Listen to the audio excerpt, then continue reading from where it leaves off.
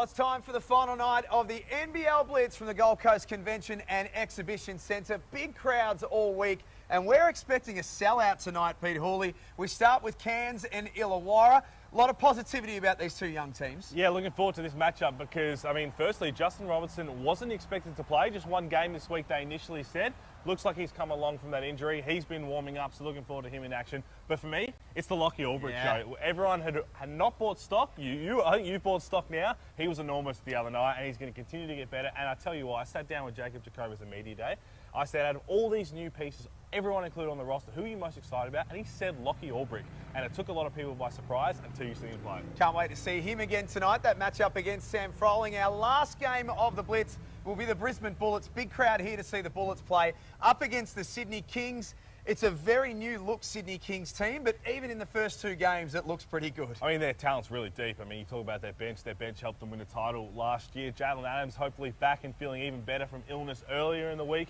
He hasn't gone to the Jalen Adams MVP level yet, which we don't expect in the Blitz, but another game for Denzel Valentine. But Jonah Bolden, shooting the ball really well. His touch right now and where he's at, I think a lot of people are impressed that it's further along than they expected, just coming back from retirement. You're going to see all the action all night long on KO Freebies. It's coming your way from the NBL Blitz.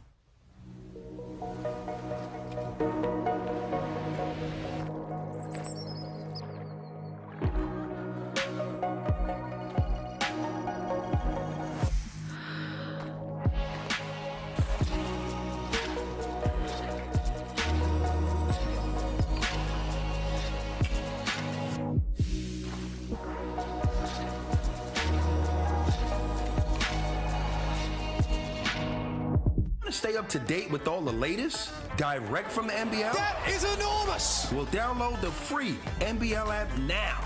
It's jam-packed with live scores, stats, exclusive content, and much more. Get it from the App Store and Google Play now.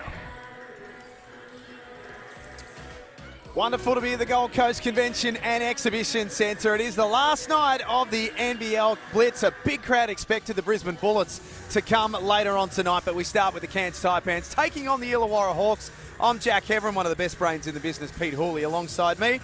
Hulls, this has been a really, really good week. It's been a fun week. The crowds have spoken for themselves, and it feels like just about every team has gotten plenty out of this week. And that's what it's all about. You're right. It's a pre-season Blitz for a reason. The vibe around Gold Coast has been great, and a lot of teams, I think, in a good way, have seen their best, and they've also seen where they need to come a long way and work on, and that's exactly why you need to get this done in the pre-season. And it's interesting. Towards the end of the Blitz, a lot of people always think main guys are going to rest. We're going to try and keep their legs fresh, which is A, true, but B, this is your last hit out against an opposition before round one kicks off next week. We're less than a week away from round one, beginning of NBL 24 season. So this is your last chance to fine-tune some things against another opposition. And that's maybe the difference from previous blitzes that we've had here. Is blitzes. That works. Yeah, that works for me. Is how close it is to the season. I suppose in the past we've had a 2 or 3 week break and then the season, but as you say, next Thursday, season opener, Melbourne, Southeast Melbourne. And it's kind of the pros and cons of both. You look, if it was 3 weeks ago, you're kind of thinking, okay, well, there's the rest, so we can do that. This week, you're kind of thinking, okay, we make sure that no one gets injured. So it works both ways, but again, there's going to be no other preseason games or hit-outs unless you're just playing intra-squad, so this is a really important test. Start with the Cairns Taipans. In game number 1, they lost 102-95 against Perth. They gave up 36 in the first quarter. Other than that, they were pretty good, and in the second game earlier this week, they won 100-95 against Southeast Melbourne. Again, a little bit of a slow start, but they won quarters 2 and 4. Yeah, it's an interesting one. It's a mixed bag without having a full-strength team, and I know a lot of people, you look around the rest of the league, and there's been a key piece in and out, or there's been some guys who have missed some time, but Tajir McCall on crutches, just precautionary, but he's going to miss some time. They haven't seen Bull Qual. We haven't seen Bull Qual for a while as well, so another one, and they're missing some other key outs tonight to go along with that. So they're really undermanned in this game and really undermanned heading into NBL 24. If you're a Taipans fan, you won't see Pat Miller tonight. Just a slight hamstring concern. Likewise for Josh Roberts, who's in a moon boot, but it's precautionary with an ankle injury that he sustained in the second game. You mentioned Bull Qual and no Taj McCall. I spoke with Adam Ford about 15 minutes ago. He said as far as Miller and Roberts are concerned, it's only precautionary because they're travelling to New Zealand next week. So they've got a long flight ahead of them. They don't want to take any chances. And I think, look, out of every other team, you'd be thinking, okay, this is not good that we're missing 5 major contributors in one game, but it actually probably suits Cairns that this happens now because of the way that Adam Ford likes to play in terms of getting minutes into the young guys like Lat Mayen, Antonio, all these guys that end up popping up throughout the season and matter to Cairns in the way that Adam Ford likes to play. So it's a blessing in disguise and a real silver lining to have all these injuries and rest right now. They're starting 5 for tonight. Taron Armstrong, Sam Menenga, Lat Mayen, as you mentioned, Bobby Clintman, who's been outstanding, the next star, and AK Gak. Calder's going to get his chance to start tonight, and we'll talk more about him across the game, but Adam Ford couldn't be any more bullish about the future of a Calder Gak. He is telling anyone who'll listen how good this kid could be. And again, you've got to listen if you're Adam Ford because he just has that eye for young talent. And it's more so, the talent's always been there. It's just what situation they're coming from. Bull Qual, perfect example at the Knox Raiders. No one else saw a whole lot in him except for Adam Ford. He opened up on what he could do, and he's expecting another growth once he gets back on the floor. So I'm expecting a big season from Gak. The Illawarra Hawks lost their first game to Melbourne United, who have won the NBL Blitz 87-71. Again, they dropped 28 in the first and second quarters against Melbourne. They had a much better second half, but not a great start. Much better in game 2. They beat Brisbane 95-88.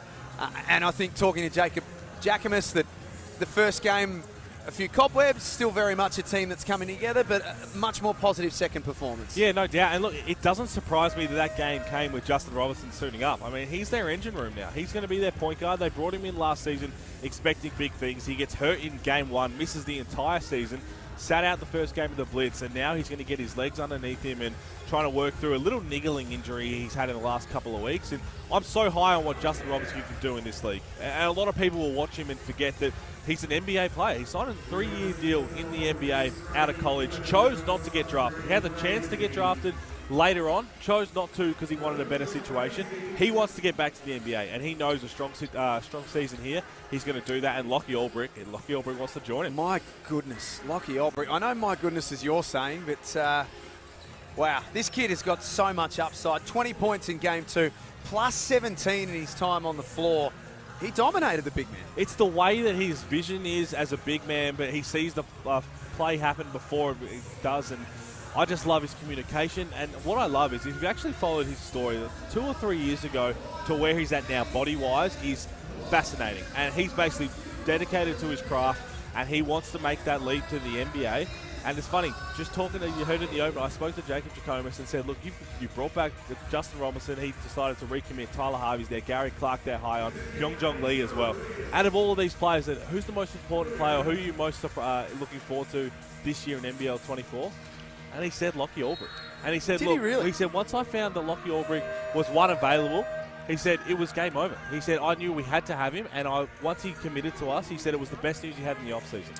Starting 5 for the Illawarra Hawks tonight: Tyler Harvey, Justin Robinson, Gary Clark, Wani Swakala-Bullock, and Sam Froling. So, Pete, looking at that starting 5 tonight, you'd imagine that when they play the Sydney Kings on Saturday night in round 1 at home, that's probably their starting 5, is it not? Yeah, I think it's gonna be a lot dependent, that 3 spot, on who they're playing with. And again, I think that's something that, talking to Jacob Jackomis after media day, after a couple of games, is what he's trying to find out.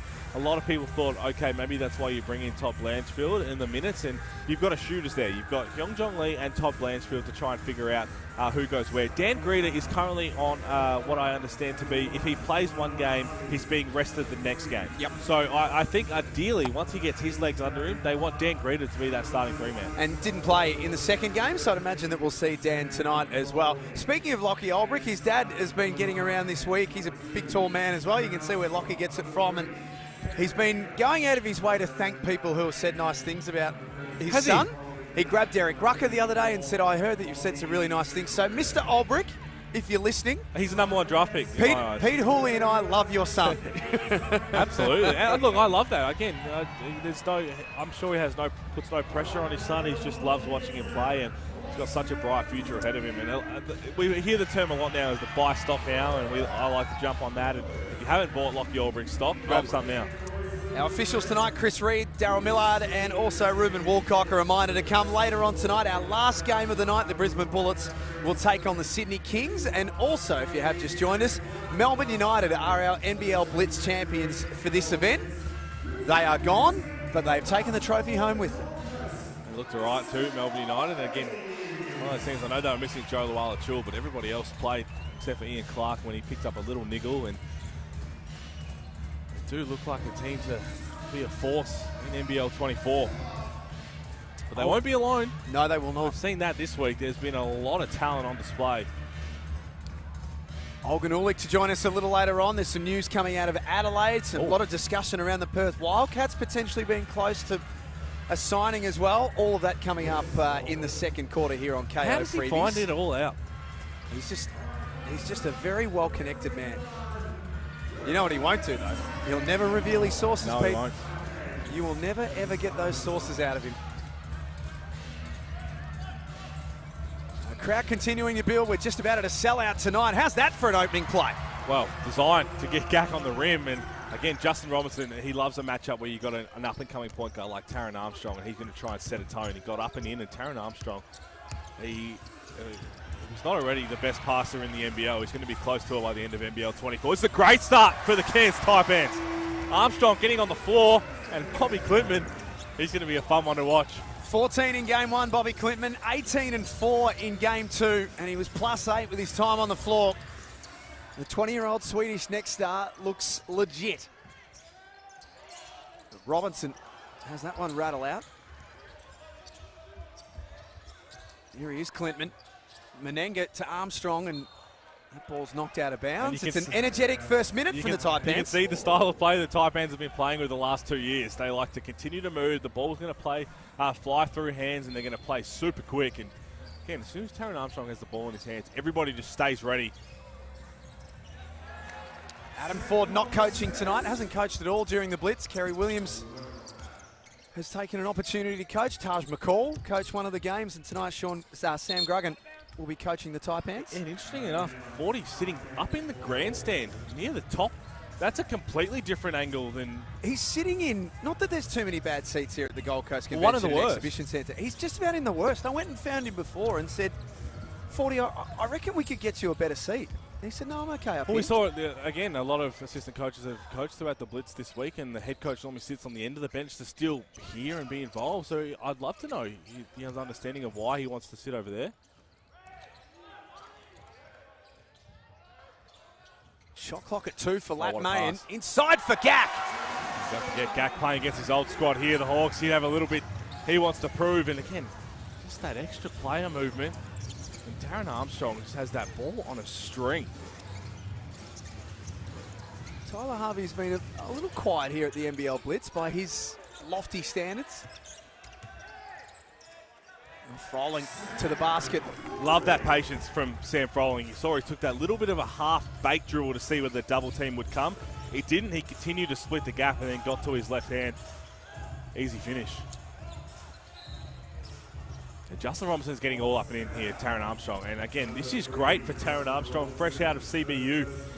Didn't want to play his last 2 years. And wait till you hear the story. I mentioned it a couple of days ago from 40. It'll be in a feature, no doubt, of how he found out Taron Armstrong was available to be recruited at the time he was. It is just speaks so highly of the level of recruitment and the time he puts into watching every single video on the internet.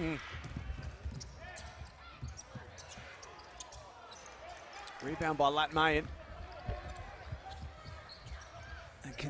Once again, Cairns push the ball. This time Menenga on the end of a fast break. Extreme athlete, Sam Menenga.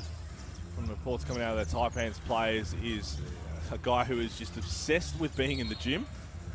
I think that's pretty obvious. Loves absolutely everything about it. Decided not to go back for his last year at Davidson. And this is actually when Hyungjong Lee steps in. They are Davidson teammates, and there's a bit of trash talk expected between those two.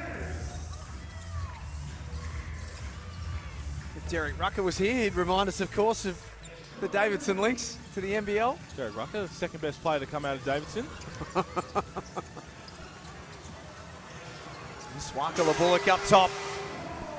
Important hit for Swakala Bullock, because last year we know he came over from winning at the Kings and everybody wanted that 3-and-D type of player, and the defense was there at times, but the 3 was just not there. And that's what really hurt his confidence. Jeez, this is a pickup game vibe right now. Ball's knocked out of bounds. Tyler Harvey let it go, thinking it was last touch. by the opposition.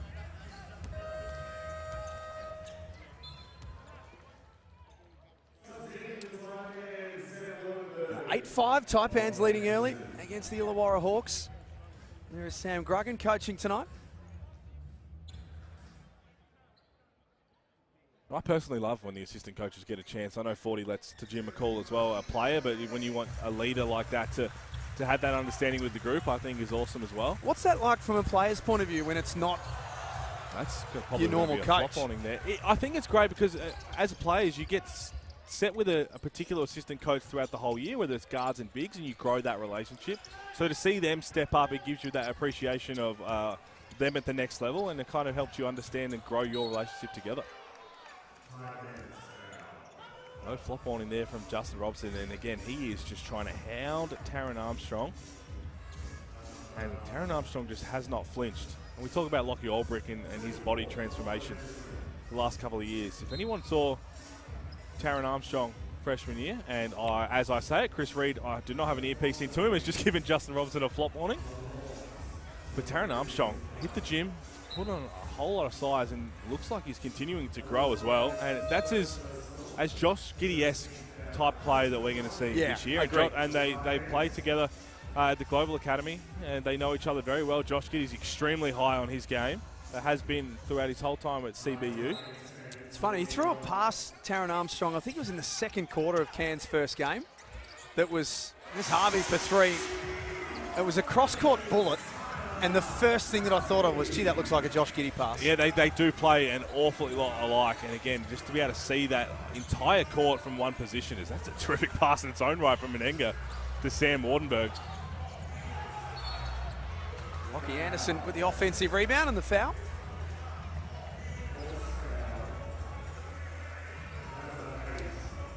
It's fascinating when you watch, Pete, and you know we had the good fortune of seeing Josh Giddey play for a year here as a next star in the NBL, and certainly not comparing Taron to Josh straight away, but point guards who have vision like that, it's like a superpower. Yeah, you can't teach it, and again, you can get better at it and practice and do everything like that.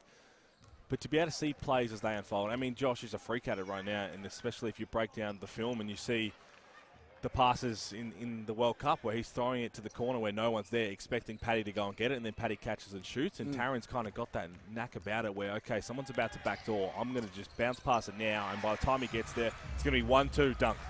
So a lot of that you can't be taught, which is why he's such a special prospect. There's AJ Johnson out on the floor, Illawarra's next star. Has all of the raw tools. I know the Hawks were very excited when he signed on, particularly if he can learn off a man like Tyler Harvey. That's just tough. You have to take away the step-back three from Tyler Harvey, and we barely have time to catch our breath with how quick these two teams are playing. Swakala Bullock blocks that shot. Johnson pulls up in transition. That'll do his confidence a well to good. AJ Johnson. This is a role that he can buy into. He's going to have a really successful year here in the NBL. Be that spark plug off the bench.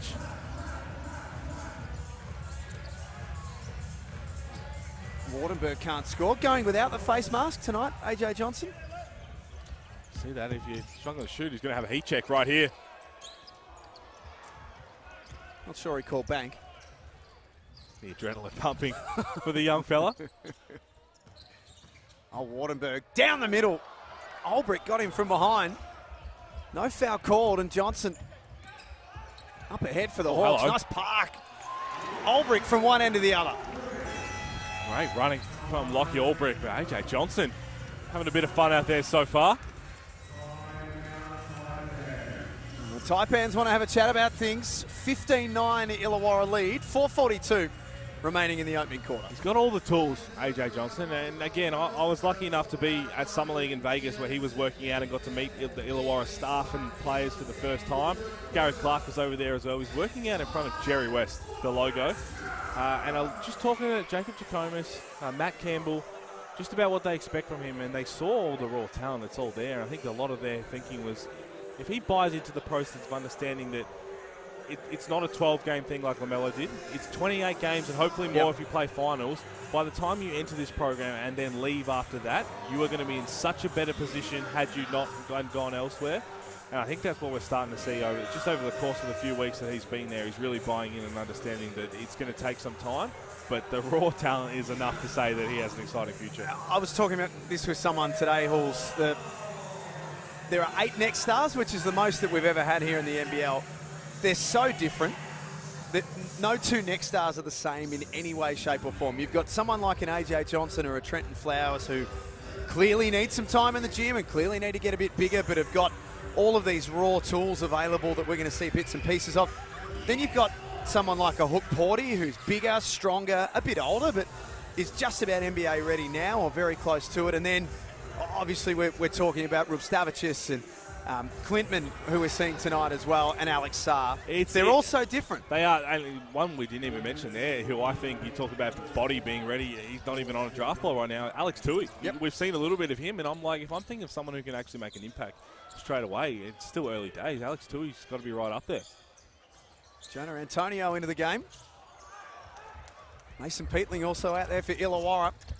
And Todd Blanchfield getting his first minutes, as is Hwanjung Lee. I'm telling you. Sharpshooter. Well, let me bring the text up just so you're clear, because Hwanjung Lee told me as well that he thinks he's going to be the best shooter in the league. Josh Giddey 2 nights ago said, not kidding, he will be the 2nd best shooter in the league. He is lights out. So that's a pretty good endorsement, and he started off well. And again, it's just going to be about finding his minutes in this rotation. They've got that spot they're very heavy on, the Illawarra Hawks. Hwanjung Lee holds the Davidson record for best 3-point shooting percentage in a season of all, its school history, and that's a school that had Steph Curry go there. No, he's just got such balance, and even then he looked like he got fouled on the one he knocked down. Still good enough to make it drop. But the biggest challenge for him is going to be defensively. Again, trying to set himself apart, because you look at who he's going to be competing with minutes with. Not in the current climate with Todd Blanchfield's going to be one of those. Ulbrich with the rebound. This time Lee relocates to the opposite side and double dribbles. Speaking of young talent in this league, had the opportunity to talk over Zoom today for a couple of different things. To the GOAT, Brian Gorshin. Shout out to you, Gorge, who's watching. He's watched every game of the NBL Blitz. Has he? Said he's very, very impressed with some of the young talent. And of course, as coach of our national team, he's not only looking at what's up ahead now, but he's looking ahead at what the future looks like as well. Oh, it's incredibly bright. And I tell you what, as it currently stands, what it's going to be is a lot of problems with picking a team. It's a good thing to have. I think we'd much rather that. Gak has been ultra impressive so far. That's 6 points. He's the leading scorer in the game. Being ultra aggressive as well. I love the patience on that move. And again, I know he made it, but if you're Lockie Ulbrich, the way he defends that without fouling and just staying in front and making it a tough finish is those certain ticks that make him really exciting and going to be massive for the Illawarra Hawks. Now Lee pulls up in the mid-range. Nice touch. Hawks expand their lead to 9 as we head towards quarter time. He's in a great spot, Hwanjung Lee, because he actually has understanding with a few past teammates. Knows wanting Sparkle a bullet, but knows Sam Froling from Global Academy stuff as well in Canberra. The Hawks giving the Taipans a taste of their own medicine going the other way. They're shooting the ball at 53% in this first quarter, Illawarra. As Jonah Antonio steps out of bounds. Hwanjung Lee's mum, an Olympic silver medalist.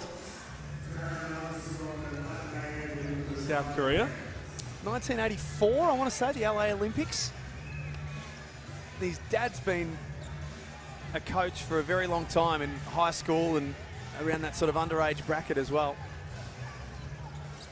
It's amazing how many basketball families come through, and now seeing second generation sons of mums and dads, obviously. And the way when you talk to them, the way they speak with so much pride of everything and what they've been given, as we see there. Todd Blanchfield's not happy, but that is an exceptional call from the referee. Blanchfield tried to sucker in Clintman on coming off the down screen. We've seen a lot of holding this week off the ball with players coming off down screens. Referee was right there, had none of it, called the offensive foul.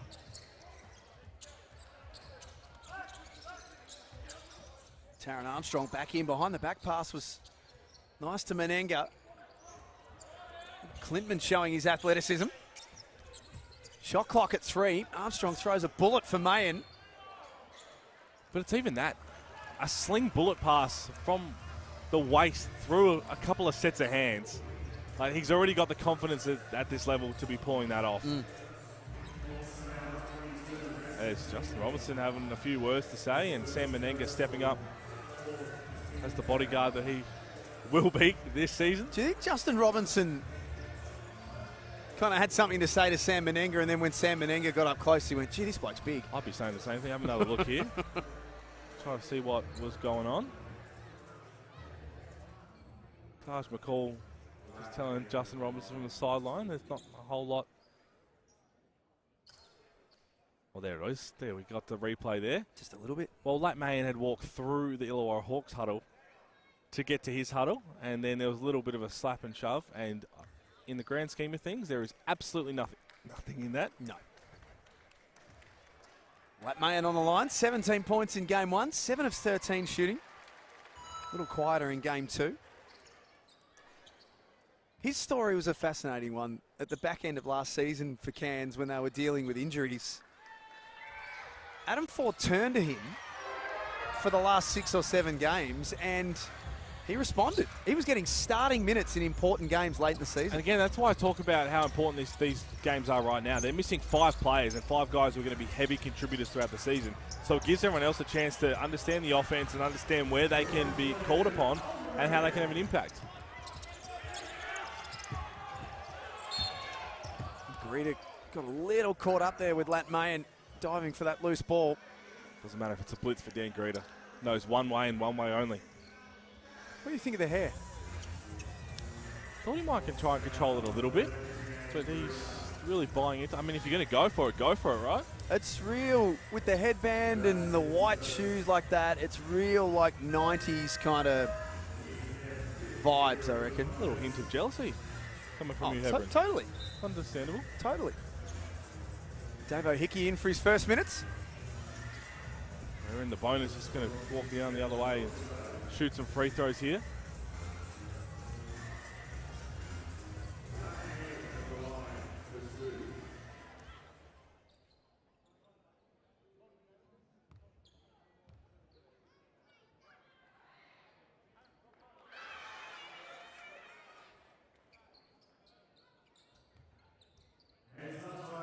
Mayen, Gack, Menenga, Armstrong and Clintman on the floor right now for the Taipans. Blanchfield, Hickey, Peatling, Holbrick and Robinson for Illawarra.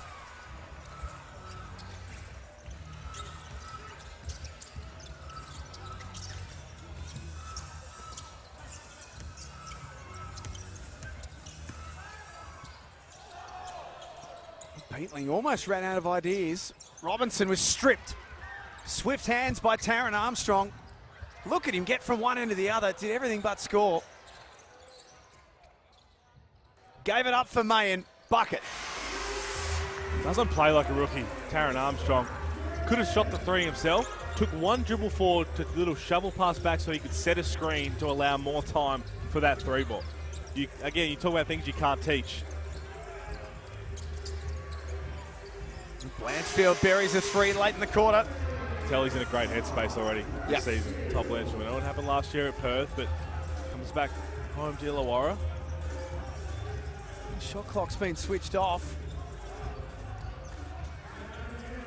Plenty of time here for the Hawks. Holbrick has a fumble. Blanchfield to finish off the quarter. Yes! Back-to-back 3s for Todd Blanchfield to finish the first quarter. And what a start it is for the Illawarra Hawks. They lead 30-17. Haven't even been to the free throw line because they haven't needed to. Hit 6 threes, 50% from 3. 12 of 21 overall, and everybody's getting involved. Blanchfield 6 points, Harvey 5, Lee 5. Everybody's just chiming in.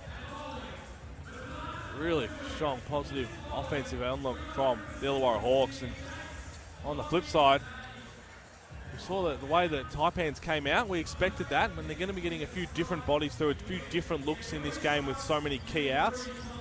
Kind of expected a bit of an adjustment, and I think we saw that in the last 4 minutes of that first quarter. 9 individual scorers from Illawarra in that first quarter. Yeah, very impressive. And again, no one trying to do anything too much. It was just, I think, after the timeout, they picked the pace up and tried to match the way that Cairns were playing. And in the end, it matched the way that Illawarra wants to play. Still to come later tonight, Brisbane and Sydney is our last game. Liam Santamaria will join me in commentary. Chris Pongras, the general manager of the Sydney Kings, will be in commentary for a piece of that game as well. But speaking in commentary, he's the #1 newsbreaker in Australian basketball, Olgun Ulic from ESPN.com.au. Welcome again, good sir. Good to have you here. Thanks, Jack. It's good to be back. I had fun the first time. I almost invited myself onto this one. That means you've got some stuff for us. Do I? Now, look, the funny thing about being around here at the NBL Blitz is that we are all in one place, right? It is very difficult for news to be kept intact or for gossip to be kept intact. And so just sort of being amongst everything here, you hear different little bits and pieces. So the first thing that we heard as soon as the Jamal Franklin piece of the Adelaide 36ers situation became public was who the Adelaide 36ers wanted. Right now, the first player that began to sort of drop around the hotel here at the Gold Coast was Derek Walton Jr. Now, I'll say this. He's currently playing in China. The 36ers do not believe that they can get Derek Walton Jr. It was the name that was immediately at the top of their list. They did their little bit of research. He is under contract right now. They don't think they can compete with the money for someone like Derek Walton Jr. But that does give us an idea of the type of player that they're looking at. As in point guard. They're looking for a point guard, a floor general, someone to sort of glue this whole team together. What do you think about that?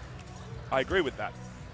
My thinking on this situation was bring in a point guard, effectively move everyone up. McCarron at the 2, Trey Keller at the 3, Wiley Humphreys. And then I think you have balance in your starters and your bench. That's what most people around the league think that they should do. And it sounds like, at least from what I'm hearing, that is what they're going to do. What do you think, Pete? Are you on board with a point guard for Adelaide? Absolutely. My first question here, Olgun, is are you telling me that it's 0% chance they can get Derek Walton Jr., or are they still going to just have a couple of tests of the water? I wouldn't say 0% chance, but I wouldn't bet much or anything on it. No, I think it's again that kind of piece. They've been looking for that. CJ's good pass. Gary Clark. I think that's the piece that they've been obviously trying to chase for a while now, not just obviously this season, but last season as well. And I don't mind that shift around things. You've brought in Jason Kadee to be a backup point as well, and there's other pieces around. And obviously with Trenton Flowers moving away from the point guard spot as well, I think that's exactly what they need. So the other thing there that's interesting for me, Olgun, is that it's the calibre of player. Right. Derek Walton Jr. was a star last year in this league. So you saying that Adelaide are willing to go to that sort of length in terms of player? I mean, they've asked for every name possible. Oh! Right? Lat Mayan smashes that one against the backboard. It's going to count. I think they're going to count. Now, I think they're calling that goaltend because his left hand might have grabbed the rim to try and help, protect himself of all things, I think. We might need a new ball here. Oh, I'm not so sure. I think that's clean, guys. Oh, I think you've got to have a look at this. And yeah, Jack, to your question, CJ is sort of scouring through the names today. He wants this process to happen quickly, and so yeah, that is the sort of caliber of player they're looking for. They want to try to compete. They don't just want to bring in a placeholder, right? And so that is the caliber. Whether they, the reason they can't go after Walton Jr. outside of the fact that his contract he's super expensive. So maybe not someone that expensive. Yep. But a price range that is above some others. I think that's good news for 36ers fans who will be watching this to know that they're in the hunt. They're not just going to replace him with the first available person, and it is what it is, that they want to compete. I mean, I think the decision on Franklin happening so early is a sign of that too. They're not going to sort of sit on their hands here. They're going to try and make this team as competitive as it can be as quickly as possible. AJ Johnson made a good start to things in the first quarter. He crosses over Menenga, gave it up. Greta late in the shot clock has to get creative. That's one there for AJ Johnson. You can see he's talking to Gary Clark. Gary Clark just telling him to slow down. He got the switch. He got the switch he wanted, and then he was trying to eye up what he wanted to do. And he loves the right to left step back. And he actually created enough space that I thought that if that's the move he's trying to look to get to, I think he's going to tee that off, because Gary Clark was no means ready to shoot that ball. He expected that he was probably going to launch it himself.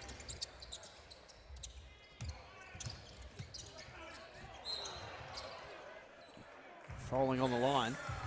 So just on Jamal Franklin, I mean, we've all seen the social media commentary in the last few days. To Jamal's credit, he stuck around and watched their third game, even though he wasn't playing. So I think that probably says a bit about him. But just for you two, you've both been around the game for so long.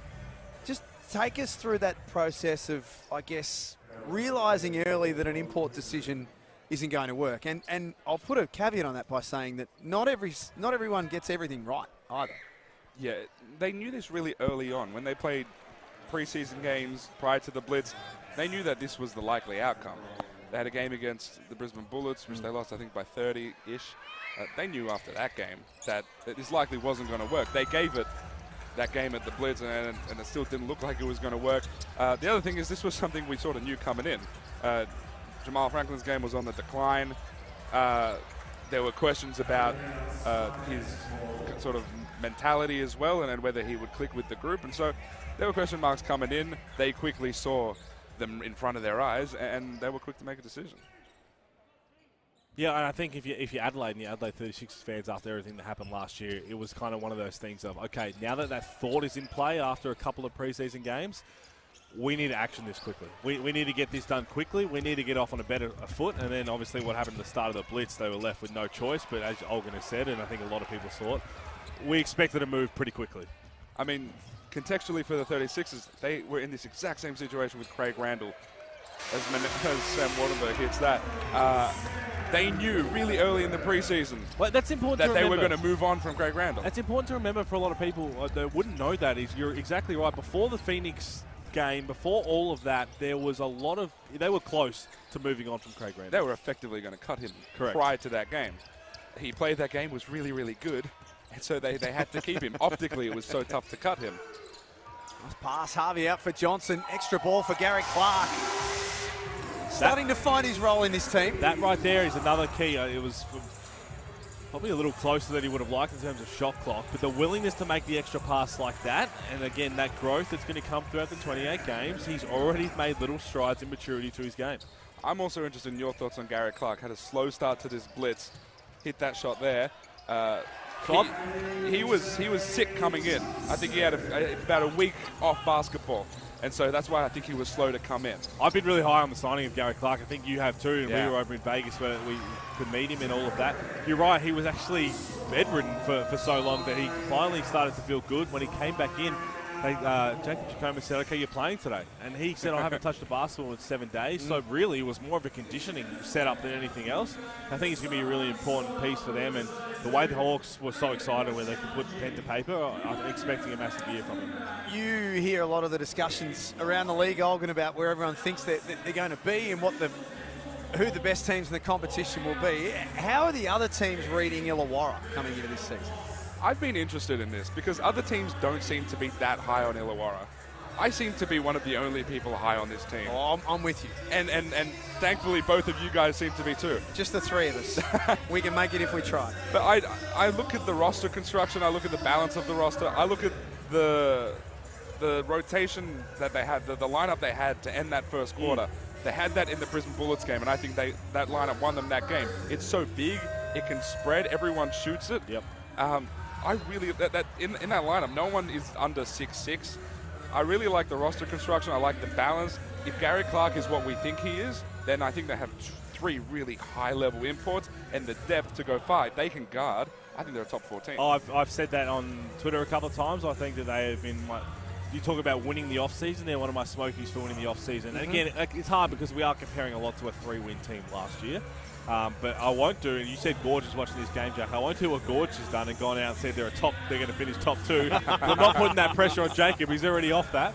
But I'm expecting big things, and you're right, the Gary Clark. And the one that I mentioned off the top is if he stays healthy and starts to he's still got to adapt because he missed all of last season. I'm expecting an MVP caliber year from Justin Robinson.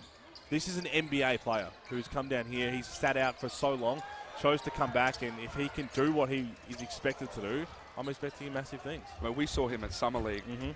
Watching him there, you come in here thinking he could lead this league in assists. Yeah. And he probably should. If you ask anyone on this Cairns Taipans team, they say Taron Armstrong will lead the league in assists by the end of this season. But Justin Robinson should be right up there. And then the other piece to that puzzle is Sam Froling, who's still only 22, Sam Froling. We sometimes forget that. There he is with the block right on cue, making me look like a genius. But he's at a stage now where he was very close to Boomer's selection. He was in that squad. His time is now, isn't it? I mean, I had a chat with him earlier in this week, and he learned a lot being at that Boomers camp. Just going up against those sorts of bodies, right? Finishing over longer guys, finishing around more athletic guys, being around those high-level guards that are on that Boomers team. I'm curious to see what the growth is in Sam Froling. What is that next step in his development? Is it a more consistent jump shot? Is it sort of a counter in the post? I'm curious to see what the next step is for Well, Sam. he spoke to me about it recently and said, obviously, the shooting as a whole, and he likes to be able to step out and shoot some threes, which Todd Blanchard we know can do, doesn't hit that one. But for him, it's free throws. He said that's the one thing. He said they're 3 points. The threes will come, but he said he wants to be able to, because he knows he's hard to guard when he can get to his strong hand and get to the front of the rim. But if people are going to send him to the line, then it's going to be 3 buckets. He was a force on the offensive glass last year, number 2 in the competition in that stat.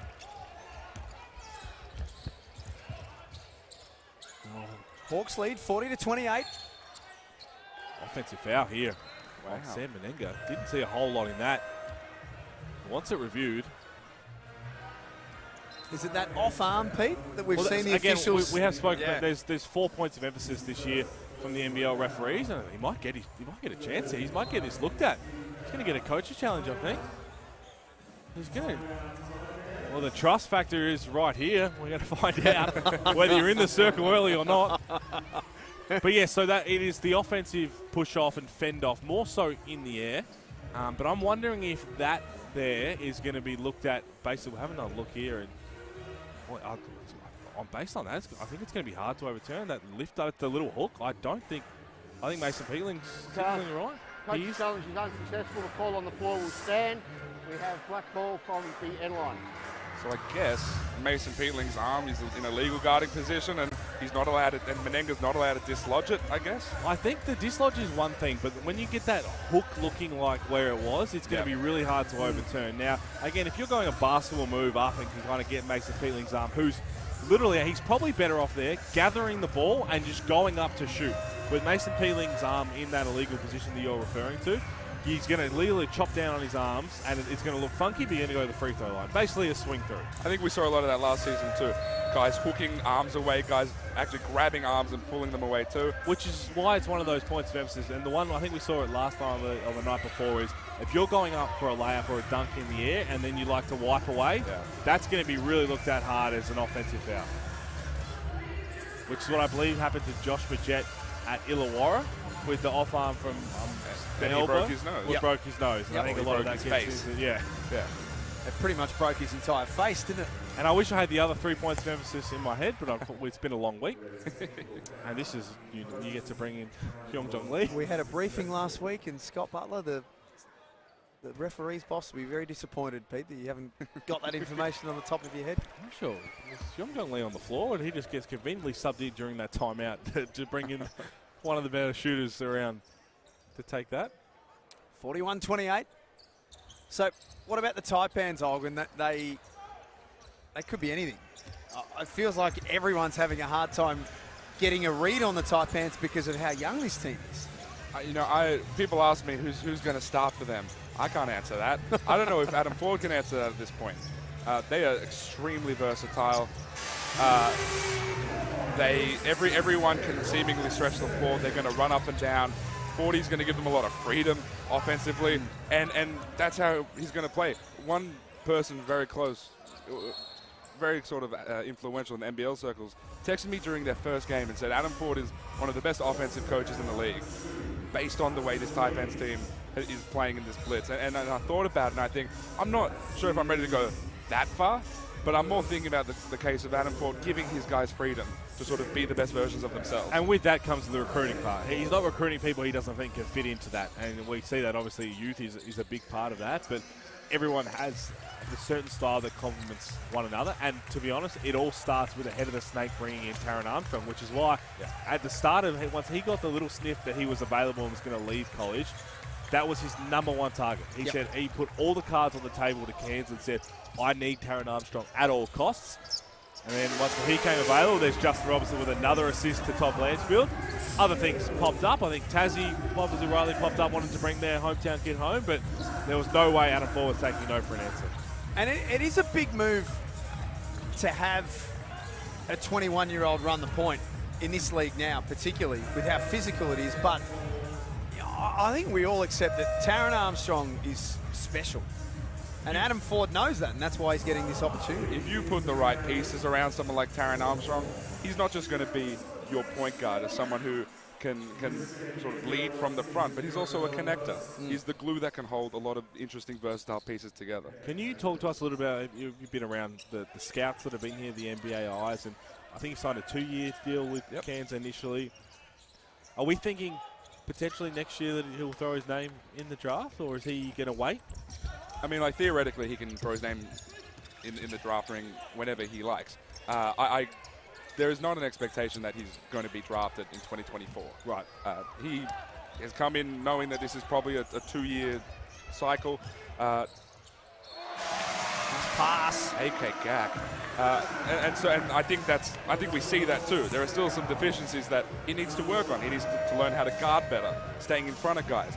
A lot of scouts here have questions about whether he can go left in any capacity, right? He has to show he can shoot the ball. There's something he did as a junior, but never translated to CBU, and we haven't seen too much of it here, but he's confident in it. 40's confident in it. They need to see more of that. And so I think this is a 2-year project with Taran Armstrong. I expect his name to be sort of hovering around in 2025. Which is, it's funny because, I mean, Josh Giddey, we talked about it when I was speaking to him on his little speaking tour a few weeks ago. He said that he joined the Next Stars program in Adelaide with, whether it's true or not, but the intention of doing 2 years and doing the full Next Stars program until things started to really improve and he started to get those minutes again, because once he was handed the keys, everything started to unfold. I mean, and we saw with Giddey, it's not out of the question that could happen with Taran Armstrong.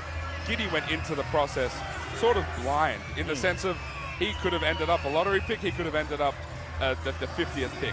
There was just so much time that had to pass. He had to prove a lot. Taran Armstrong still has a lot to prove. He can show a lot of it super early, and maybe he's in conversations as a late first rounder for 2024. And then you get to the pre-draft process a little bit closer, and people ask some questions about other guys, and maybe you sneak up into the 20s and 10s. Right, that can happen. Giddey had a different set of skills. Giddey's passing was generational. Giddey had size. Yeah, there was a lot there. Giddey, there's no question about his left hand. He's maybe better going left than passing with his left. But there's like you can see the strain that connects Giddey and Taran Armstrong. For sure. Both stylistically and with the moves they've made here. Olgun Ulick from ESPN.com.au joining us here at the NBL Blitz. Pete Hooley and Jack Heverin. Olgun, the Perth Wildcats, there is a lot of talk around that they're getting pretty close to signing this mysterious third import. Do we have any further info on that? You know what? I was told a name this morning. Young Lee is going to be so much fun this season. I'm telling you. I mean, he's selling it himself. He's a shooter. If you ask him yourself, he will say he's the best shooter in the league. So I don't even have to tell you. Young Lee's going to tell you. Yeah, this morning at breakfast here at our hotel, I heard a name. And the name was quickly shut down, unfortunately. But it was a name that the Wildcats offered, and that person said no. It gave me an idea of what they're looking for. They're looking for a 3-4, a small forward who can play up. That is what they're looking for. There are questions around the league whether that's the right decision to make. You have Jordan Usher there. Do you want sort of a clone of him? That's a legitimate question to ask. But that's what they're looking for. I think, and I know the name after catching up with you this morning. I'm not sure that would have been the piece, to be honest. Now that I think about it, with the way that they've been playing, we've seen so far in the Blitz and everything else. I mean, I think they could have made it work, but again, it wasn't what I would have expected. I think it's really leaning into the way John really wants to play, which is just dynamic as hell. right? Last season was the complete opposite of dynamic in John Riley's eyes. He wanted the opposite of that. That's why I think they lent into Ty Webster. They lent into someone like Jordan Usher, who is not just dynamic in the way he plays, but in the way he sort of puts himself out there. He's an emotional, passionate guy, and I think this team needed that. And then we see with the bench as well, Ben Henschel, Michael Harris, these guys that come in and just pop. I think Perth Wildcats fans are going to have no one will ever be more of a favourite for them than Bryce, for obvious reasons, but they will gravitate to Jordan Usher very quickly, I think, the Red Army. Calling that game last night, just his energy is infectious, and it's something that they've severely lacked for 2 years. And I'm talking about without the Damian Martins, without the Greg Hires, those guys who do all those little things that bring the crowd involved. He loves to talk, he loves to get up and in. He gets a deflection and immediately screams. Everyone else has to come along for the ride. Opposing teams and opposing players are already starting to dislike him, which is, I that's think, what Perth successful. Yeah, 100%. Got to find Hyung Jong Lee again soon, and he was wide open. Tyler Harvey said, "I got a better look." It's Clark on the offensive boards. This time Harvey off the glass.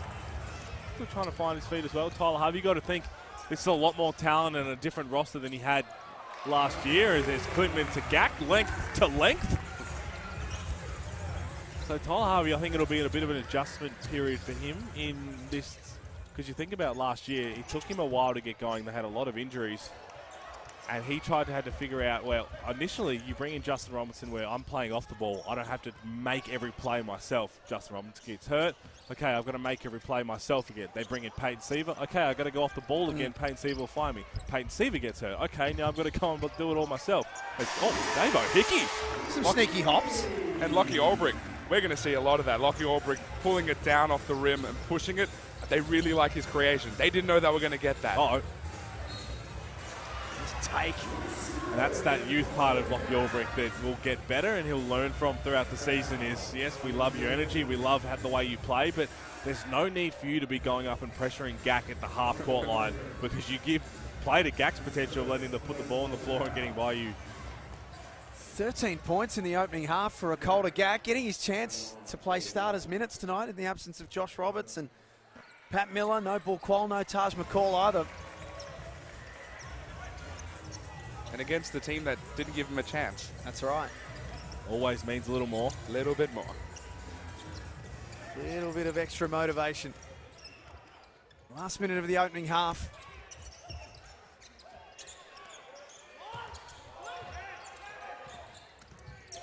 Hickey puts the ball on the floor and takes the contact. Ends up in the front row. Front row of a crowd that's starting to really pile in, ready for this Brisbane Bullets game. They're all the way up to the very back tonight. I haven't seen that all Blitz. No. No, it's a great venue, this one. And I think they'll be in a position later on tonight to announce it, but I think there's going to be more than 20,000 people that have come to the Blitz in the last 7 days. It is, on every metric possible, the most successful Blitz ever. And if there were anyone that had any lingering questions about whether a team would work here on the Gold Coast, I think it's fair to say they've all been answered. Yeah, the league came into this sort of testing the Gold Coast. Right, they did it in Darwin. They're doing it. They did it in Tassie. They're doing it here. Is this team ready for it? I think the league wants a team here, and I think that they've sort of made no secret about that. This is a good first step.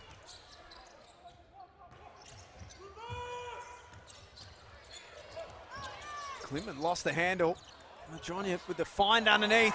Lee. Kwon Jung Lee came flying in with a block. I'll reward him, Tyler Harvey. Harvey inside for Ulbrich. At the buzzer, it counts. Super impressive first half from the Illawarra Hawks. 58-40. Firing on all cylinders tonight. They are. And again, it's the pieces we talk about. And Olgun, you said it, when they're healthy, they're so deep. And they've got different places, people who can play in different positions. And they are going to be really exciting if they can get it all together. Thoughts? I mean, if they can guard like we saw in that quarter, they can push the ball. They've got bigs who can push it. They can spread the floor really well. They've got a lot of pieces here. This is why I like them. I like the depth. A reminder later on this afternoon, or tonight I should say, it's Brisbane and Sydney in the final game of the NBL Blitz. You'll see that on KO Freebies, as you've seen each and every game all week long here on KO Freebies. Here are some of the halftime highlights. At the main break, it's 58-40, the Taipans leading the Hawks.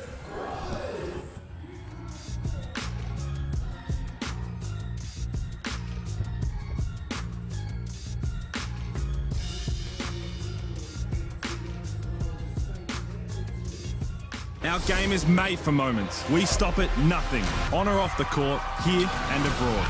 Every fan, every game, every experience. From game-winning buzzer beaters to posterising dunks. The immeasurable passion and fierce rivalries. Every legacy, every team, and the strive for greatness. No matter the moment, it all matters to us. Hungry Jacks NBL. Every moment matters. Supercoach NBL is here! You've never seen fantasy basketball like this. Stop dribbling, start playing. Play the official fantasy NBL game at supercoach.com.au. Don't miss a moment of NBL action. On the court, away from the court, exclusive access, player interviews, free agency moves, next stars, and much more. The NBL's YouTube channel is your one-stop shop for all things NBL 24. And don't forget to hit that subscribe button to find out all the latest news as it happens. Search NBL on YouTube to get watching.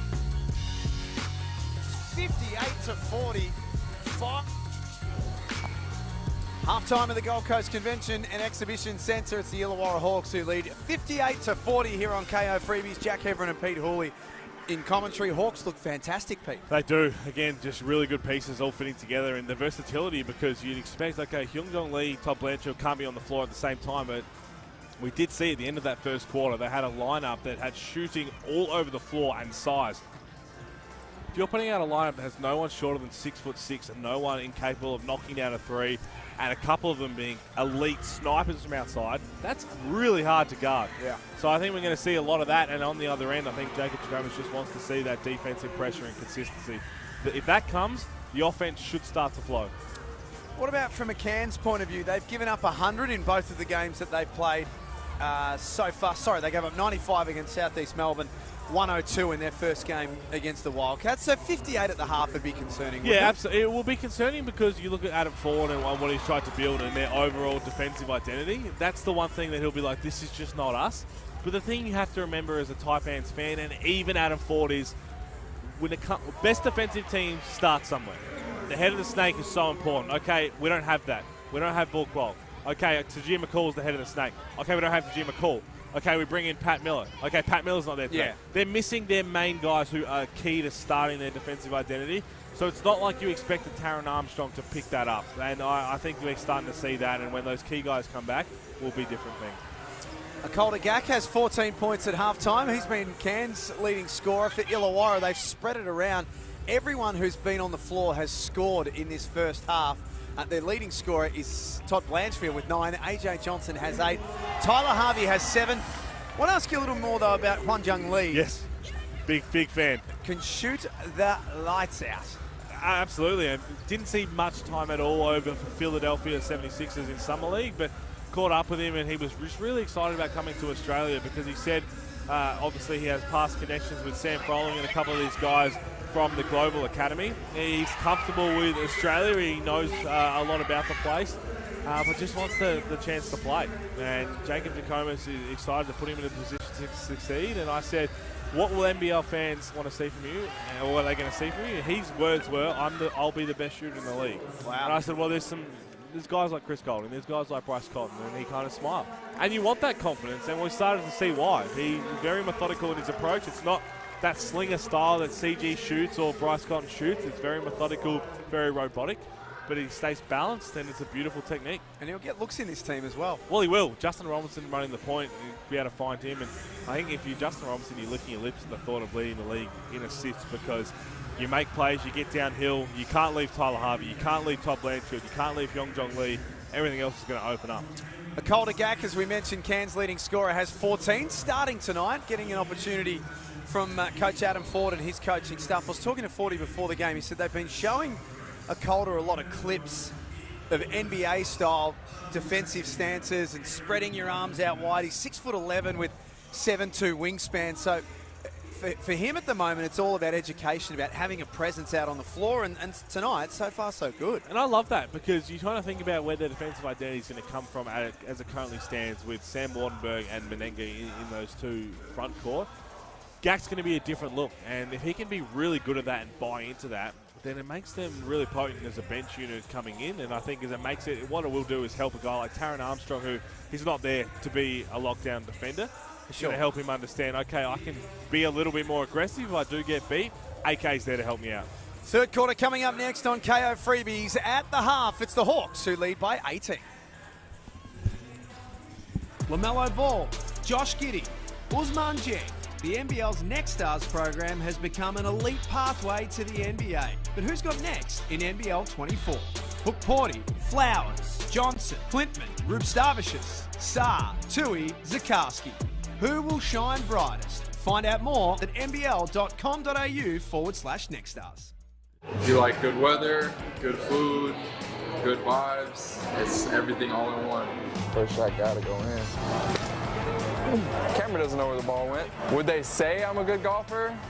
I'd say I'm better than the average person, but I'm not a good golfer.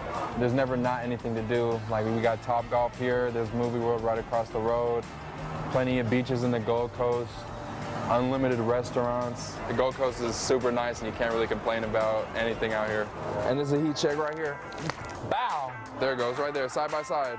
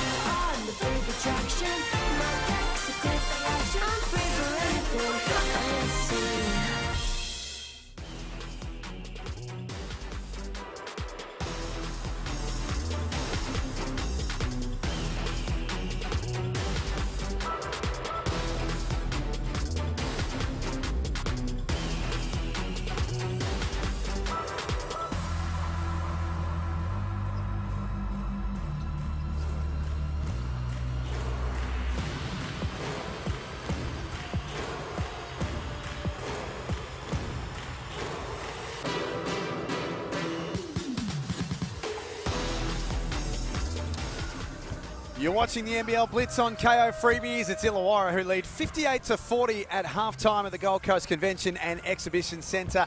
Last game of the Blitz coming up later on tonight. Brisbane taking on Sydney. Liam Santamaria will join me in commentary for that game. Chris Pongras, the general manager of the Sydney Kings, will join us for commentary in that game as well. How have you found the week, Pete? You've been up here since before it all started. You've done a stack of interviews with players that we'll see across the season. On the broadcast, you've been doing some stuff with the family the last few days. How have you found it?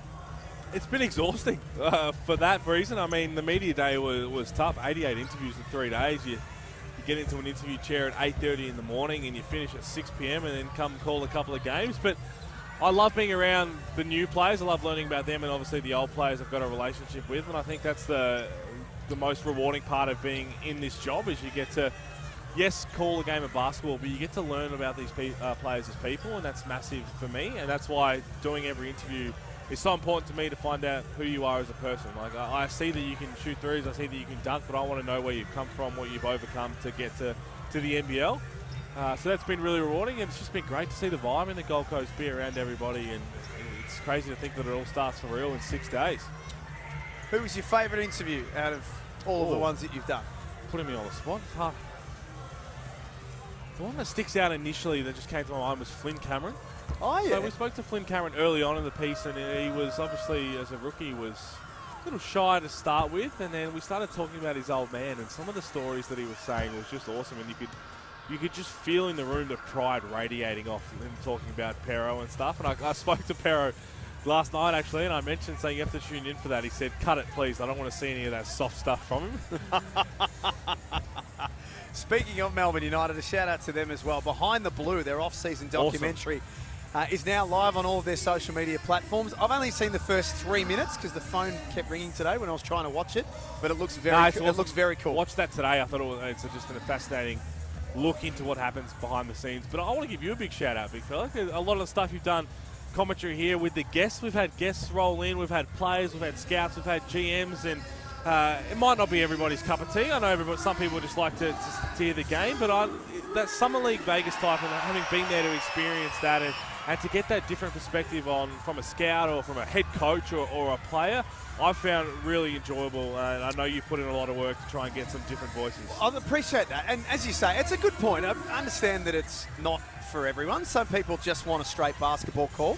Trust me, you're going to get 5 months of that coming up. It's coming up from next week. In 6 days, they'll be back to basketball. And there'll be a stack of that, and you'll tell us all how bored you are after 3 or 4 weeks. But it's just such a great chance. This is actually the first time I've gone to the Blitz. For every other year, I've had other commitments or COVID or whatever, haven't been able to get there. I've built more relationships in a week 100%. with players than what I have in the 5 years I've done commentary. It's been fantastic. So to get them to sit down and talk about not only themselves, but I think about Tajima Call with you guys the other night.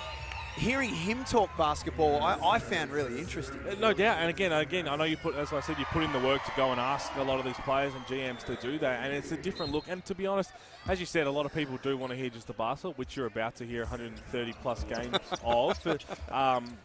But I like the Blitz is an event. The Blitz is an event showcasing the people and the talent that we have. And to be able to do that for a quarter or a half or a game with an extra person, I think is awesome. And it's all different looks. We had Olgun just talking some news there as well.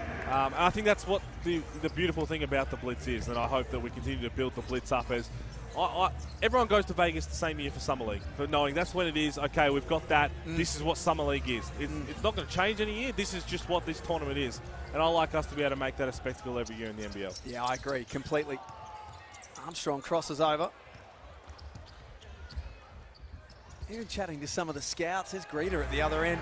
Well, they're pushing for it to stay here, man. I was chatting. Are they ever? They wanted to stay in the goal. Well, again, I'm sure that the conversations that we had, I don't mind that thought of, okay, we're going to have as Taron Armstrong draws that foul on Justin Robertson. Maybe we have the Blitz in the Gold Coast for 3 years straight and then move it on. Everybody knows it's this time of the year, it's this school holiday period, we can plan around that, and all of a sudden we're selling out every single night. It's that event, and that's why I want people to come to the Blitz. I talk about it being an event, and we have GMs and stuff sitting here, and you said your relationships. People here are right next to the action. You walk the concourse, teams are leaving. You're going to meet players that you've never thought you'd meet. You're going to meet opposition players who you can't stand, but you just had a conversation with, and all of a sudden it changes your mindset, and you're like, damn, I have to hate this person for the rest. Just being around here for a week, it opens your eyes to the incredible people that we have involved, not just as players, coaches, GMs, staff, NBL staff. I was just about to say that. I met last night, ironically, that Illawarra are playing. I met their court announcer last night. He's been their court announcer for 20 years, and he's a wonderful bloke. Clinton from the corner. And look, I can put on the back shelf some stories back on a bit early, no doubt, as Menenga knocks that down. But we're having fun. That's what the Blitz is all about. And you're right, I've met some fascinating people, and to be able to chirp some GMs as well is kind of fun. Tell them where they've done wrong. Big thanks to everyone for joining us this week on KO Freebies as well. The viewer numbers are fantastic. There's such an appetite heading into this season. Good luck trying to get a ticket in the first couple of weeks in any venue around Australia. I know that the season openers are sellout. Sydney in round 2 are pretty close to capacity. On the Friday night in Brisbane, I think is selling really well. They're talking to the Bullets yesterday. How well did they end? They barely won a game at the end of last season. Their fans still sold out in this arena. Says a lot about the NBL and the way the fans appreciate it. We all hear the talks of growth, and you hear Larry's vision, and there's no slowing down. 60-46, early stages of the third term. Froling gets to his spot. That's Bobby Clinton not understanding who Sam Froling was. You'll learn that with some scout as it's coming. You've got to get him away from his left hand.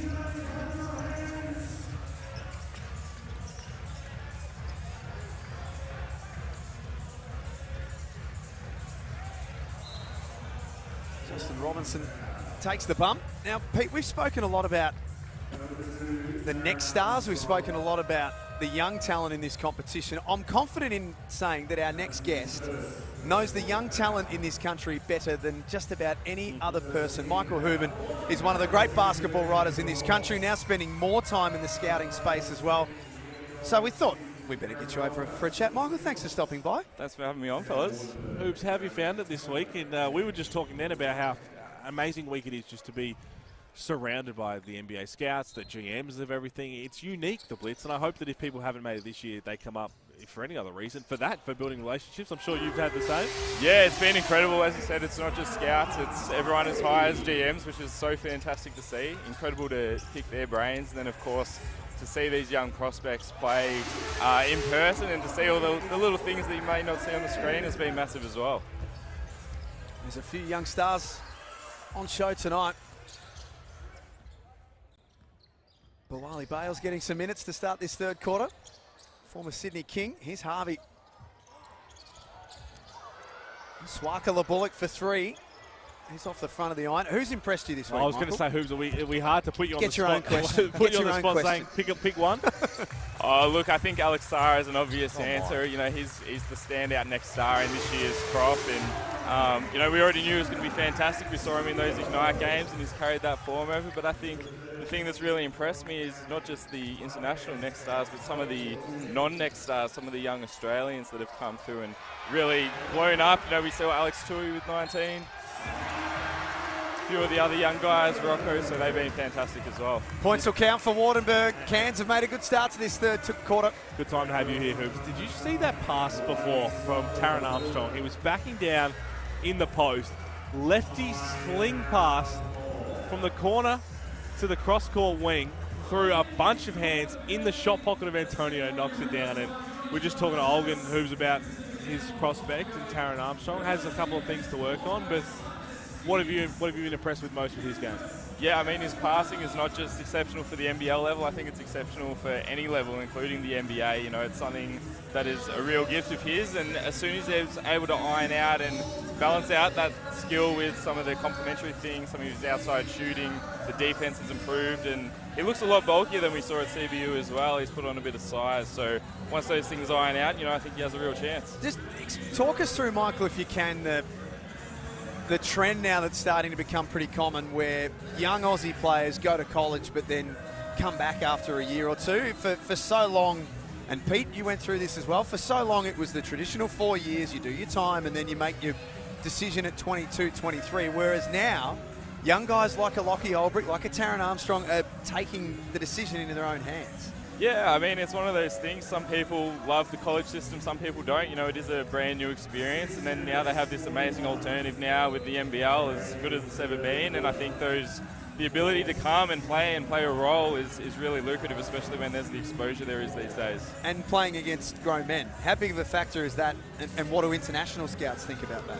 It is, and I think, you know, it's something that is extremely translatable to the NBA game. You know, the NBA style is more similar to the NBA game than any other international league in the world. So, you know, as long as they're physically capable and ready to make that transition to the NBL game and do that, then it really bodes well for them. How come you didn't come back after a couple of years, Pete?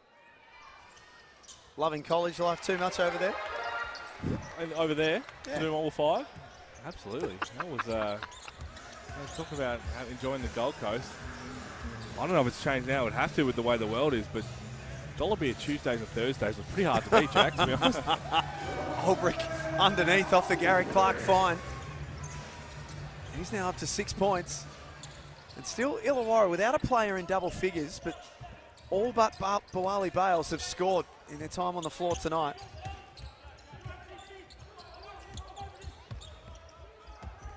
Antonio got his 3-ball away. I'm sure there'll ever be a time where Antonio won't get his 3-ball off. How quick that release is. exceptionally well defended from Todd Blanchfield. 12-point lead of the Hawks. I want to ask you about a couple of guys via the Centre of Excellence and via some Aussie programs. Hoops. Ben Henschel in particular. Seems as though he has everything that you could possibly need in a basketballer in his position. Yeah, well, I mentioned guys that are not necessarily next stars per se, but, you know, Ben's probably been the standout prospect at the COE over the last 12 months, had a fantastic NBL 1 season, and, you know, I think what the scouts really like about Ben is his positional size and his shooting off the dribble. Now, we've seen some of those things translate already. He's also very athletic, but I think what's really going to elevate his game is learning the point guard position, and, you know, when he can combine those traits with an ability to put the ball in his hands and really utilize that off the dribble shooting, then his ceiling's really high. And I think that he's going to get an opportunity to do that this year as well. You talk about they got Kyle Zunic under contract as well, do the Wildcats, but to find those extra minutes in, if the reports that Olgun just come through when he was sitting here saying they're looking for a 3-4 import as Lockie Aubrey gets the and one, they're really a bit of a logjam at times, because Michael Harris has done nothing to deserve less minutes or less opportunity, but you're going to have to find minutes somewhere. So I'm really high on Ben Henschel, and a guy who just plays with confidence. And I think that's what impressed me most about this next crop of Australians coming through, is the level of confidence they already have to step on any floor. I mean, you go over to play the G League Ignite, televised nationally, you've got scouts everywhere, and guys are coming out having massive performances in games that mean nothing in terms of a season for the league you're playing in, but everything for everyone watching. And that's, I can't say that we've had that for everyone over the years.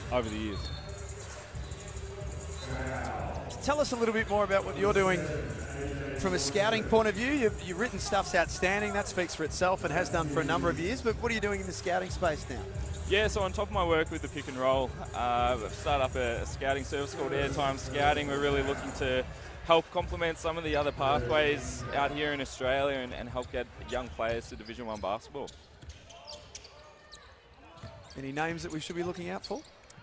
There's far too many to list these days, Jack. There's so many kids coming through, but, you know, I think, like you said, not just through the college pathways, you know, coming back as seniors and graduates through the college system, we're going to see some guys come back early as well.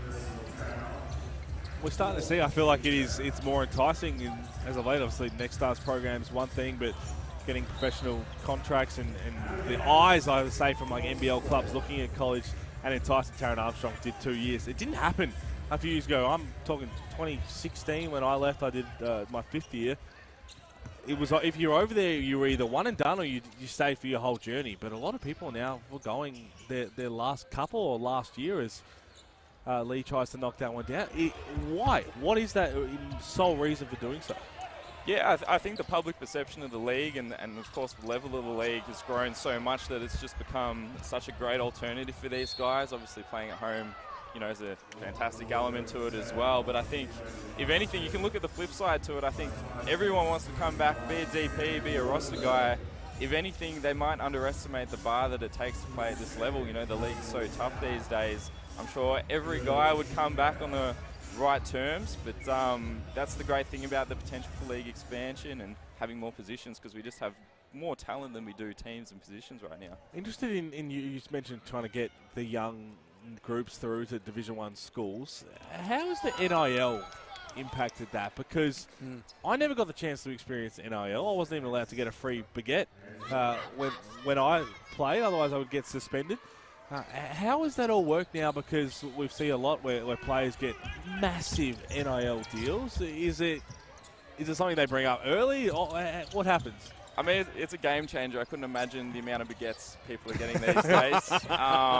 Yeah, I was absolutely shocked to see the figures that NIL is sort of raking in for these young players right now. It really effectively turns the NCAA pipeline into a pro pathway in the financial sense. And, you know, it's giving guys a lot of incentive to continue their college pathway. And I'm sure you know, if you look at a guy like Johnny Furphy, had the potential to, you know, maybe make some money in the NBL. Well, he also has the potential to make some money in the college programs as well. So, you know, it's one of those things where, you know, you're not necessarily going pro for money, but you're going pro for all the other variables as well. And that's what I'm trying to get to, I think, is that you see now, okay, if someone's choosing not to go to college and join the Net Stars program or go to the NBL, it's not just a money thing. Where in the past, it might have been, okay, well, you're going to get paid to play in the NBL, otherwise you're just going to study.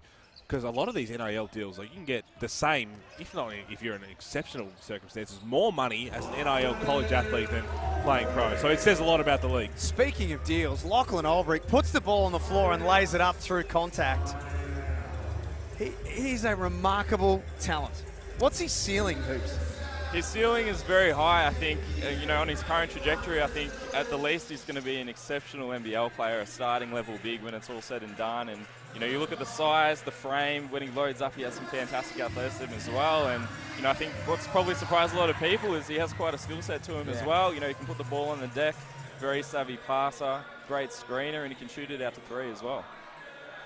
Coming off a really strong NBL 1 season, playing for the West Adelaide Bearcats. Title winners? Alongside Mitch McCarron and Anthony Drumick. Again, it's hard because of the preseason, the timing and everything. I would have loved to see them in the national champs at full strength, and the same with a lot of other teams around. But he just goes from strength to strength, and especially in these games, doing his confidence a world of good. It's a fascinating time in the league. As we said, we talk a lot about the Next Stars, and we've spoken about them a lot tonight. So if they're the inner ring, they're the ones that the blue chip Next Star products. There's an outer ring of young Aussie players, and some of them could very well go past some of these Next Stars quickly. Like when you sit down and put the names on paper of young Aussie talent with NBA potential, it's quite a big list. Yeah, it's a massive list, and as I said, every single year there's more guys coming through. We're going to continue to see it, you know, filter into the NBL pathway over the next coming years, and you know, there's so much to play out for these guys, 18, 19, 20 years old. You know, a guy like Taron Armstrong or Lockie Olbrich, as some examples in the game today, could very well pan out to be as good as the Next Stars that we have, you know, through the Australians this year. Clintman for Antonio in the corner. Great pass. Love that patience by Bobby Clintman. Was under pressure a little bit in that trap. Ball came back to him and didn't look rushed at all. Found that corner to corner. Antonio, well, doesn't see too many shots he doesn't like. And this is an interesting lineup here from the Hawks. Olbrich and Froling out there together as Yongjong Lee. You cannot give that man any space or time. And that thing's going down. 2:38 remaining in the third quarter. Illawarra have done a good job of keeping a gap between them and the Taipans. The lead is 16. It was around that mark at halftime. Oh, Armstrong, exceptional pass, and Olbrich denies it. It looked like the right call, late call, goaltending call, but it looked like the right one. Olbrich just timed it ever so late. But what impressed me just then, and if you do watch Lockie Olbrich off the ball, he's chasing around smaller, more agile, essentially guards, and staying in front. Now, that's something that, and I'm sure the NBA scouts are just licking their lips at what the potential he could bring as he continues to grow into his frame. Oh, boy. Clintman smothers Hickey. Hickey lost his bearings, then Menenga, the bounce pass all the way up the other end. Anderson wasn't fouled. Armstrong there for support. So whenever you talk expansion, Hoops, in any sport, the first thing that generally people say is, can the league sustain growth in terms of quality of player? Now, as I say, you watch the youngsters coming through closer than anyone. Do you feel as if the NBL added maybe, let's say, 2 teams in the next 5-6 years that we've got the young local talent to sustain that growth? There absolutely is. I think, you know, as I said, you know, there's so many guys coming through in the next few years, but you also add, you know, so many of these high-end NBL 1 players or Australians playing overseas in Europe or Asia. You combine all those elements together and you think about the opportunity to place them, you know, for instance, in a place like the Gold Coast, where I'm sure many people would like to play, then, you know, I think there's absolutely the talent level to sustain, expand, and create a team that's on par with everybody else in the competition. 2 more for Olbrich. At 16 now, he's the game's leading scorer He's taking over in this third term. It's a 14-point lead to Illawarra, who lost their first game, 87-71 against Melbourne, won their second, 95-88 against Brisbane. Meninga didn't get that one away in time. So we've been talking a lot about the youth. What about NBL 24? Who have you got winning this whole thing? Look, it's probably not a hot take, but I think Melbourne United are probably the favourite team for me. You know, they've been so fantastic, obviously, you know, winning in this pre-season event. But, you know, you consider the fact that they have Joe Lawler coming back as well. Ariel Hakporti, I think, has been solid, but will continue to improve as he eases back from his injury woes. They just have so much talent, and Dellavedova playing at such a level right now as well. I think they're going to be tough to beat.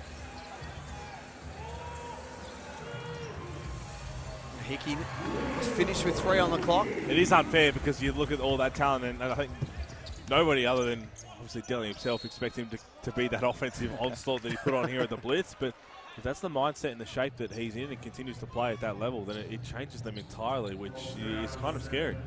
Yeah, absolutely right. You know, I think that the Dellavedova we saw, you know, it almost feels like he's got a chip in his shoulder post this, you know, Boomers omission. But, you know, I feel like the Dally that we're getting this season is the better one than we saw, you know, previously for Melbourne United, and that's really exciting. I think from memory he's still only about 33 or so he's got plenty left in the tank. Yeah, no doubt. He's made that clear. And not a player who needs added motivation for any reason, but will always go and find some to continue to be competitive for.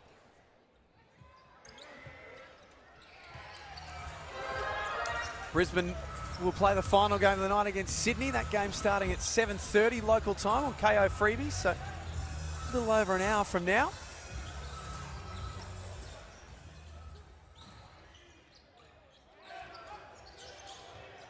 Albrecht trying to back in on Clintman. Travels. Good defense, Bobby Clintman. There, just using his body with his hands out.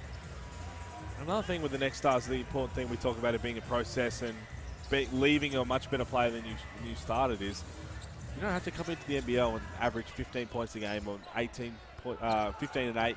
You just got to come in and show that improvement, and that's going to hold you in better stead when it comes draft night. Yeah, we're seeing that in the preseason already. These guys are improving game to game. Even seeing AJ getting out and having a few glimpses today, you know, it's really encouraging, and it makes you think what they're going to be like by the end of the season. Anderson at the buzzer hits the 3. Bridges the gap a little bit for the Taipans, but they still trail by 11 with a quarter to play. Illawarra leading 80-69. Hoops, thanks so much for stopping by. We can see all of your outstanding work at the pick and roll, of course. And how do we find out about your new scouting service? You can give it a look up on Twitter at Airtime Scouting, or you can go to airtimescouting.com. Nicely done. Thanks for stopping by, my man. Thanks, mate. Thanks, big fellas. Good to see you around. Cheers. Well, an entertaining quarter again. It's been an entertaining game, this one, Pete. Illawarra has showed no signs of slowing down. No, they haven't, but Cairns are just hanging around. Just when you thought it was going to blow out to about 20+, Cairns have done enough, and it's on the back of causing some turnovers. A few too many turnovers there in that third quarter for Illawarra. They've got 14 turnovers for the game, but 18 assists overall. The rebounds are pretty much dead even. And the Cairns Taipans did all that without Gak scoring. He was their leading scorer and still stuck on that from halftime. Taron Armstrong, 7 points, 6 assists, 4 steals. So he's getting his hands on a few defensively. Jong Lee has the 12 points. Lockie Albrecht, 16 points. He's looked great and all sets up nicely for a last quarter.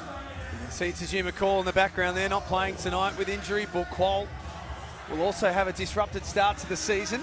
No Pat Miller tonight with a hamstring issue, and Josh Roberts has a minor ankle concern. Both have said that they should be right to go for New Zealand next Saturday. Illawarra, a clean bill of health. So what do you try and get out of the last quarter of the Blitz? This is it in terms of hit-outs before round one. Do you play starters if you're Illawarra? Do you go to your bench? What are you trying to get out of it? Well, they're up 11 right now. They've got to get their starting unit to start this fourth quarter. I guess it's a bit of a juggling act, and I think you're thinking, what have we got out of it so far? Have we figured out how we like to close games? Have we got that sorted? Have we had a couple of situations that we like to play through?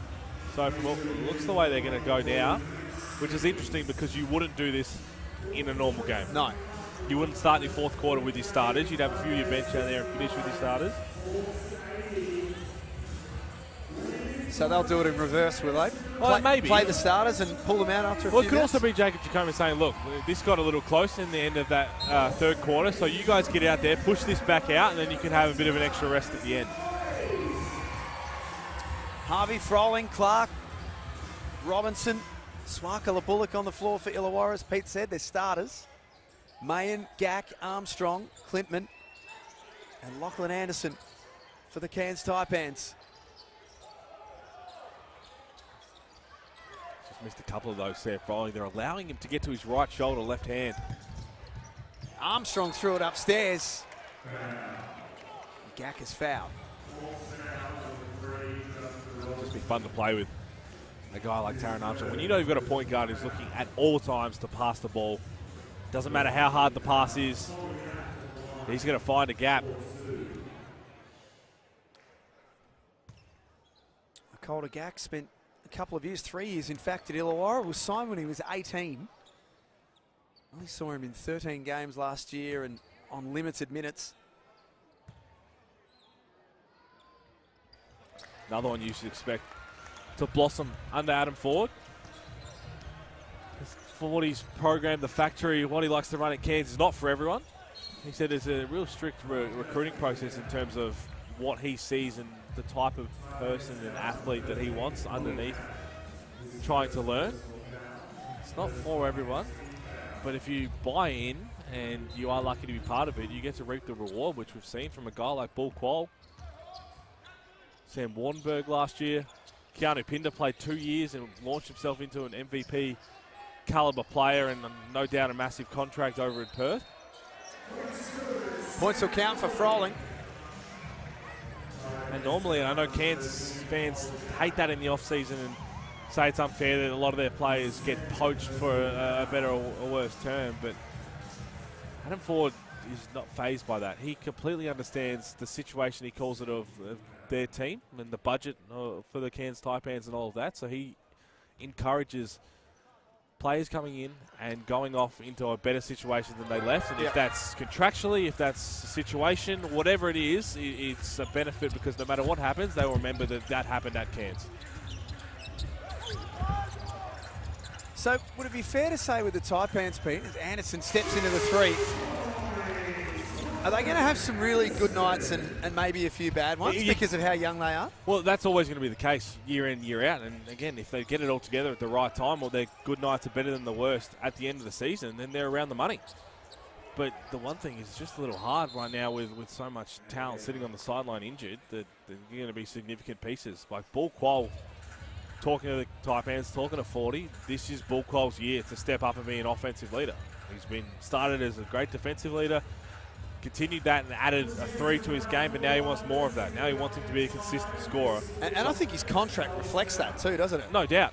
Turned down a bigger offer at multiple clubs and potentially one of those clubs who people think are going to win a title this year to stay and unlock the next part of his game. So once he comes in, where does everyone else domino fall around that?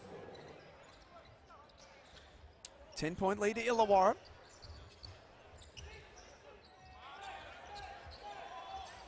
Shot clock down to 3 for Harvey. Nothing but cop. And Mayne's just got to be a little better there. There's no point letting Tyler Harvey dictate what he wants to do because he's either going to get to his step back or you're just giving him more time. As Anderson goes for 3 this quarter, that's no good. As Clintman, his energy's been great. He's going to go to the free throw line. But you've got to crawl up and in. Tyler Harvey, do something. You just stand there with your hands down by your ankles. He's going to rise up and shoot it eventually. You give him enough time out there and it's basically a free throw.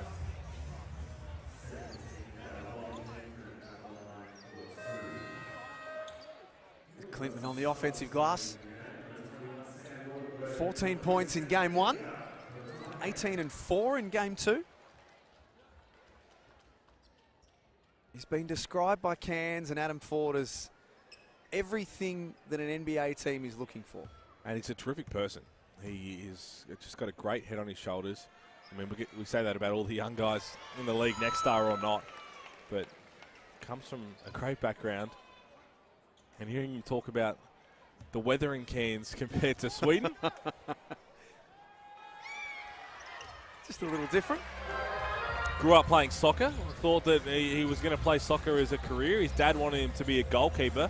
So much so that his dad was kind of saying, okay, let's do it. Like, goalkeeping is for you. You're going to be awesome. And I think he said, okay, basketball it is.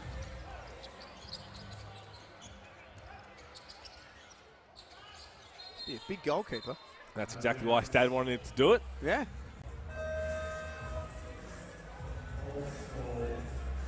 Lachlan Olbrich checking back in. Sam Froling will sit down. 8 points, 3 rebounds for Sam Froling. Haven't seen him get out of, say, third gear too often this blitz. He's now one of the leaders, if not the leader, the vocal leader for this Illawarra Hawks outfit. He's headed towards the back end of the Illawarra bench by the looks of it, so his night might be just about done. Robinson gets it a drop. Didn't look anything like had a chance when it first hit the rim. Justin Robinson, 9 points now for him. Sorry, 6 points on the night. They took 3 away to give to Hyung Jong Lee. Mayan off the window. And a late whistle of a block as well, so and one opportunity. This is what you're talking about, just taking that opportunity even more so this blitz. Lat Mayan. This team at full strength, you kind of think, okay, well, he was here last year, came on strong. There'll be a few minutes here and there. But after that, okay, it's going to be hard to find minutes because you've got Bull Cole, you've got Miller, you've got Josh Roberts, you've got Tajir McCall, you've got all these pieces. Well, Adam Ford sitting, not on the bench, courtside, saying, I need to find consistent minutes for the way he's played. He's deserved them.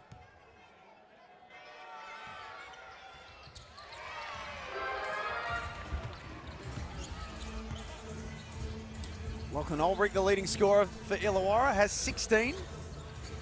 Wanjung Lee, 12, and Tyler Harvey, 10.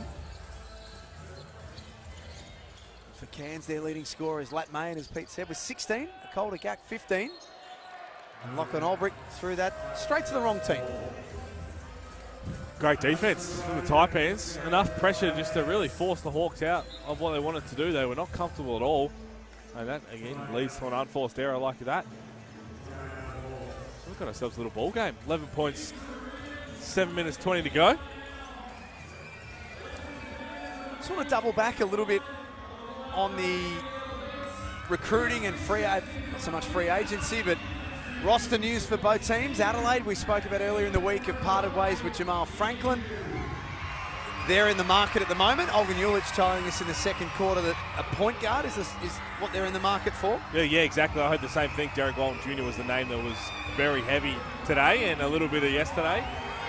But as Olgun alluded to, it's going to be hard with his contract situation in China. And it may sound shocking, but I think that they've tried to make Mitch McCarron more of that two guard who can play one if needed for a while. As in the Cairns Mitch McCarron, is that what you're saying? Yeah. Which, look, I think Mitch McCarron has been comfortable playing the point for so long. It's about putting the pieces around. I'm sure he's capable of doing it at a high level. I mean, we saw last night, he was great, but it's who that piece is. If it's Derek Walton Jr., you put Mitch McCarron on the wing and all of a sudden Mitch McCarron goes back to the way he played in Cairns, no problem. It's hard to find that dynamic piece like a Derek Walton Jr. Having that type of playmaker saying that's what we want is one thing. Finding it at this time of the year is another. But no doubt that if they can get that done and shift a few things around, then hopefully they're in a better spot than they were when they entered the Blitz. And the Perth Wildcats, the suggestion is that their 3-4 man is not that far away either. Yeah, interestingly enough, the name that I heard from Olgun was that the same one, that I heard was pretty much locked in a couple of days ago, so I'm not sure if it was the same name. And I am a little surprised. I thought they would go with a 4-man first who could play the 3 if needed. Because of the likes of the way Michael Harris has been playing and whatnot, you've got Alex Sars going to come off the bench as well. But a 3-4, it'll be interesting to see how that fits, and I'm sure they'll do their due diligence correctly because it's so important to their championship hopes. You might just hear that noise in the background. There's free T-shirt giveaways happening right now. Bobby Clintman. That looked nice out of the hand. And the kids want free tees. Why not? The Taipans have got this back to 8. This game's still very much live, but Tyler Harvey starting to catch fire. So hard to guard that because that was just a kick-out pass that everyone thought that pass, the Lachie Olbrich shot was going to go up. And Tyler Harvey caught that. Feet weren't even facing the rim. nothing but net. 16 points now for Harvey. Shooting the 3-ball, 67% from outside tonight. That right there from the Taipans, you're going to see that a whole lot this season. When anybody's driving towards that right side of the hoop, there's going to be someone sitting in the corner, prepared for a corner-to-corner pass. There's always a cut from the top of the key. It happens nearly every time, no matter what the set is. If someone makes a drive to the basket around that right side, someone's cutting from the high post. And they'll pass it whether someone's there already or they're moving to it, and they get it done.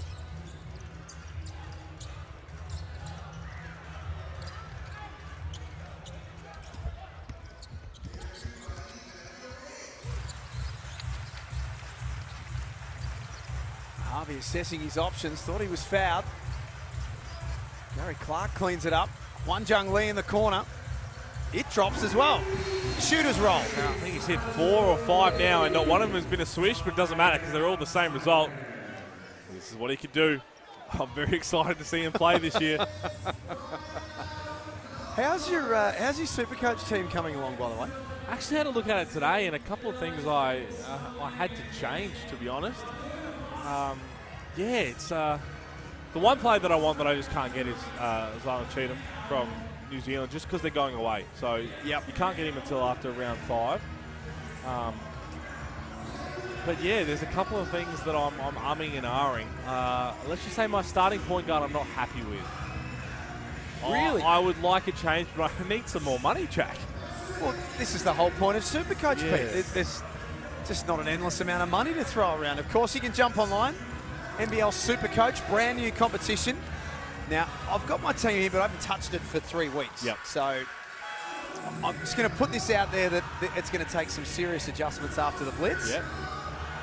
Tyler Harvey and Anthony Drimmick is my backcourt. I think Anthony's going to have a really, really good season with the Jack Jumpers. Oh, mate, you don't have to justify any of this. This is your Supercoach team. No, well, again, I'm going to make some adjustments. Mitch Creek and Sam Wardenberg. Yep. With Ariel Hook-Porty starting.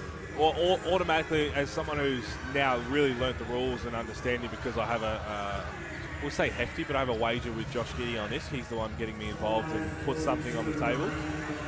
Just a personal who does better, me and him. Yeah. Sam Wardenberg's going away. So you've got to get rid of him, That's right. unfortunately. So I'm going to make some changes there. And then off the bench, Ben Henschel, Jordan Hunter, Kuat Noi, David Aquera, and Trenton Flowers. But I want to assess. Lat Mayan smashes that down. He's playing with some confidence, and Adam Ford did not flinch. Adam Ford said, "It's 2 points, mate." Like,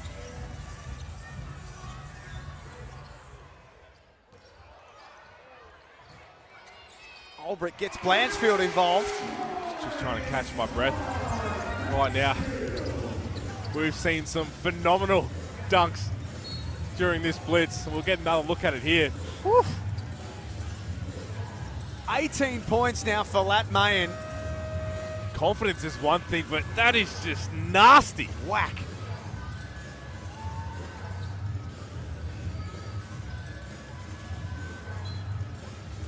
Full credit to Bawali Bales for trying to contest. Well, credit's one thing, but that may not be a smart business Bawali, decision. that is a horrendous business decision. Just get out of the way, young man. Not much he's going to be doing above the rim.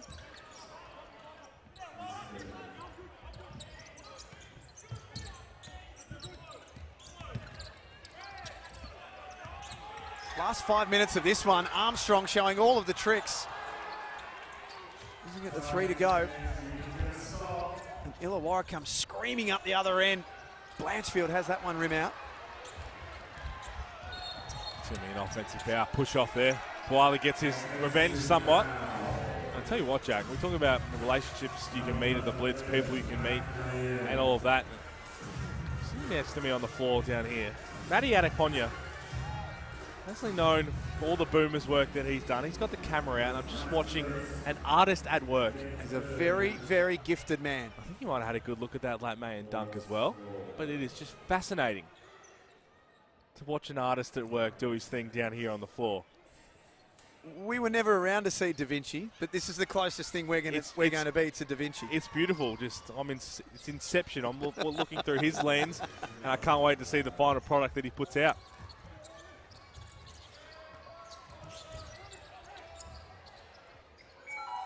Lee off the front.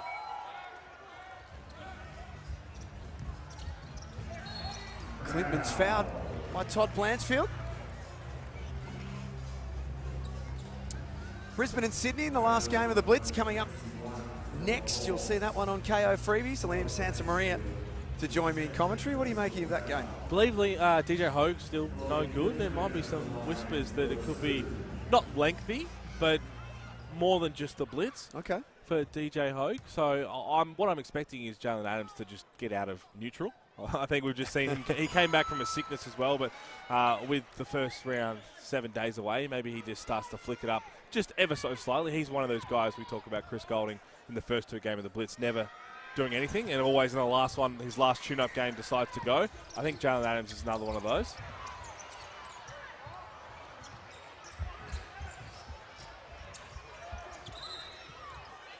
Cairns win the scrap for the ball, but there's a bit of sweat on the court. Aaron Baines coming off a 20 and 20 last game. Looks more comfortable in, I guess, the way that this style of play from Justin Chula. In game 1, just missed a lot of easy ones around the rim, but hopefully that just gives him that confidence to remember that size-wise, there's no one close in the league, size-wise, to what Bainesy can do. And if he puts himself in the right position and the team is in the right position around him, then he's going to have a massive year in NBL 24. They're just more well-rounded, obviously, off the floor, but on the floor. It started with they need a point guard. They needed a point guard. They got Shannon Scott. I think it's a terrific piece for them. Okay, but then we need a backup point guard. We don't want Sobey having to control things. We want Sobey to be free-flowing, his MVP caliber player, to get downhill, do all of that off the ball and be a scorer. Okay, Mitch Norton wants out of Perth. Let's get that done. And then all of a sudden, the chess pieces started to fall. Everyone you talk to in Brisbane says that Mitch Norton has been outstanding for that team and that organisation. Well, they needed a culture shift. Obviously, you bring in a new coach, the culture will change. But then you bring in a guy like Mitch Norton, and a leader, and of course he's going to hold everyone to a high standard. As Gary Clark knocks that one down, starting to find his feet and rhythm.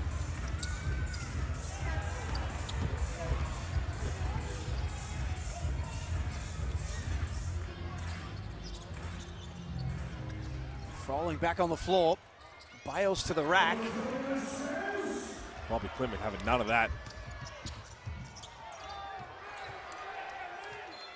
I mean, Illawarra ball. I'll tell you what, Lee is a team favourite already. Everyone's up and about. Yeah. He is just a character, and he comes in, again, in a great spot, having known players previously. It makes your adjustment to Australia, your adjustment to a new team seamless when you've already got those past relationships.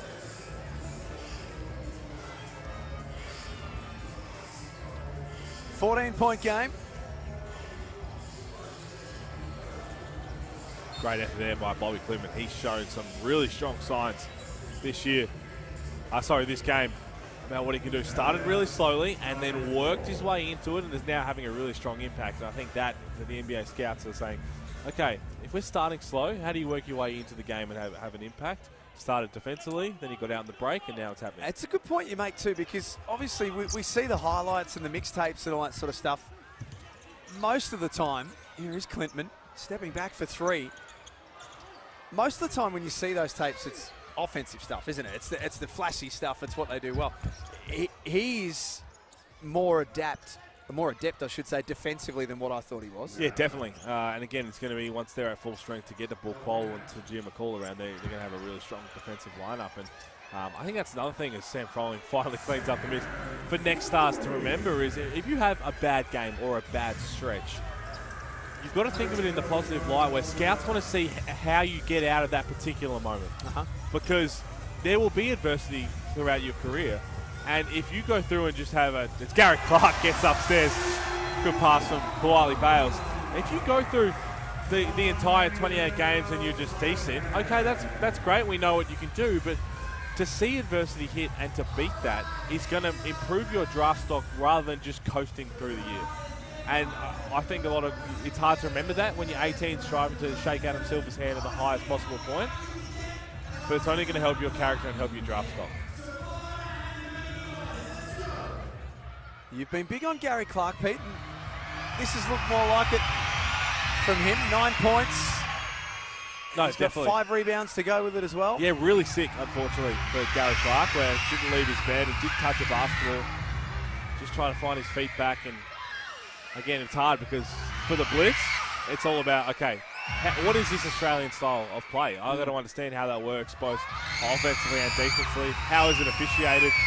Not being able to do that and just being thrown to the wolves is one thing, and we're starting to see him get his feet back underneath him now, which is why he was finishing out the game until now. Plus 11 as well, his time on the floor today. Orlando Magic product.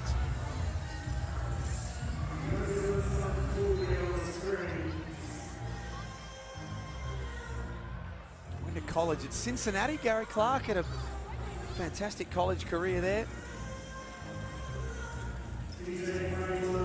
Had a famous free throw in a big game that helped them win the AAC title. And let's face it, Illawarra, no stranger to famous free throws. Oh, shout out to Damon Lowry. Well, he'll be telling us about that next week.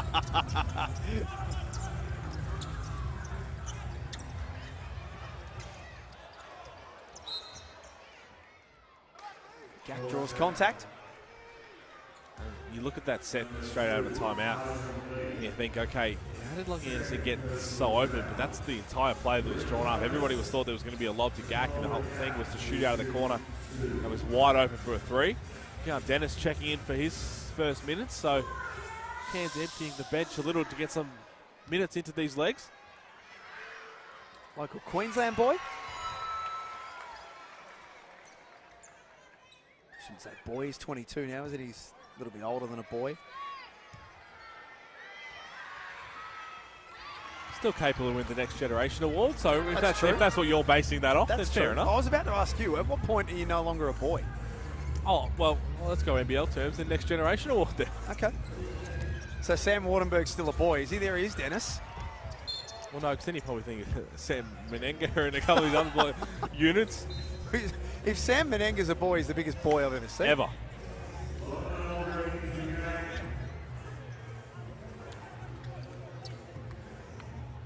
Now Froling sits down, Ulbrich back in.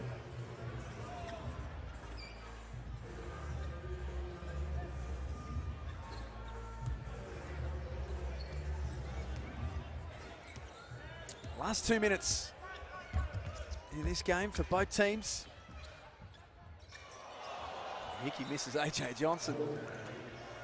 They were setting that up while they were trying to get the ball inbounded, and there was a lot of talk going on, and unfortunately, 3 players knew what was happening, and that's why that pass was like that.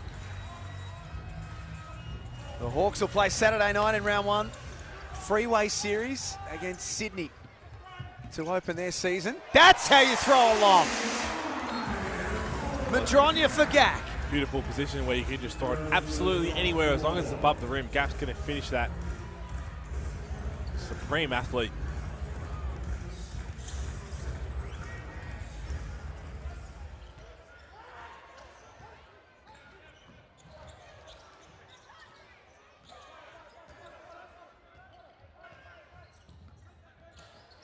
Johnson for 3. Here's Gack again. Didn't come down with a rebound that time, but he's been a big figure in this game. Keon Dennis loses the handle. And Johnson flies. Talk about athletes. Gets up so quick. AJ Johnson.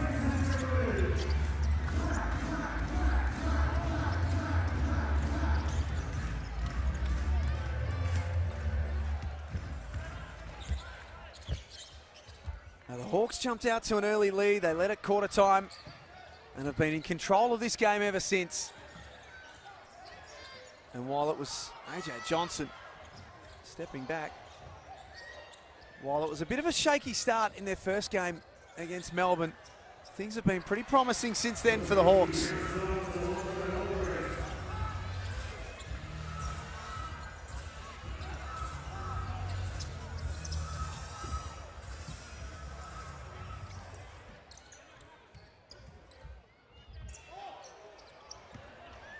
Very quick release, Antonio. Sometimes it pays just to slow down a little bit. Illawarra big winners in the final night of the Blitz. 108-90 the final score. The Hawks shared the load. They made sure that everyone got a lick of the ice cream, and the ice cream tasted pretty good tonight. Yeah, they look solid. Again, it was a very deep performance from Illawarra. Everybody checked in with different moments and different positive contributions to the team. And if Jacob Chacoma, you'd be thrilled. 108 points where no one really stood out individually in terms of if you had to give votes, well, which I do, so I have to find someone to give the votes to for the Ray Borner MVP for this tournament. Tyler Harvey finished up with 13. Lachlan Olbrich, 18, their leading scorer. Wan Jung Lee, 15. Todd Blanchfield, 12, and for the Cairns Taipans. Akolda Gak took his opportunity. Yeah, he was great, and we talked a little bit about it pre-game. Would he have that opportunity to do that, and would he take it with both hands? He certainly did that. And a very, very undermanned Cairns, but I think the biggest tick they take out of this is they lost no one else due to injury, and they can move forward to round one. For the Taipans, they will play New Zealand in round number 1 on Saturday night in New Zealand, so a tough challenge for them first up against the Breakers. And for the Illawarra Hawks, they play Sydney on Saturday night in round 1 at Illawarra, so great first home game for them. Pools, you've been outstanding all week long. Thanks so much for your work. Mate, thanks. Appreciate it. It's fun being here and ready for a sleep for a few days, and let's get into NBL 24 after that. We're back in about 35 minutes' time for Sydney and Brisbane to close out the NBL Blitz. Liam Santamaria to join me. Until then, thanks for being with us on KO Freebies.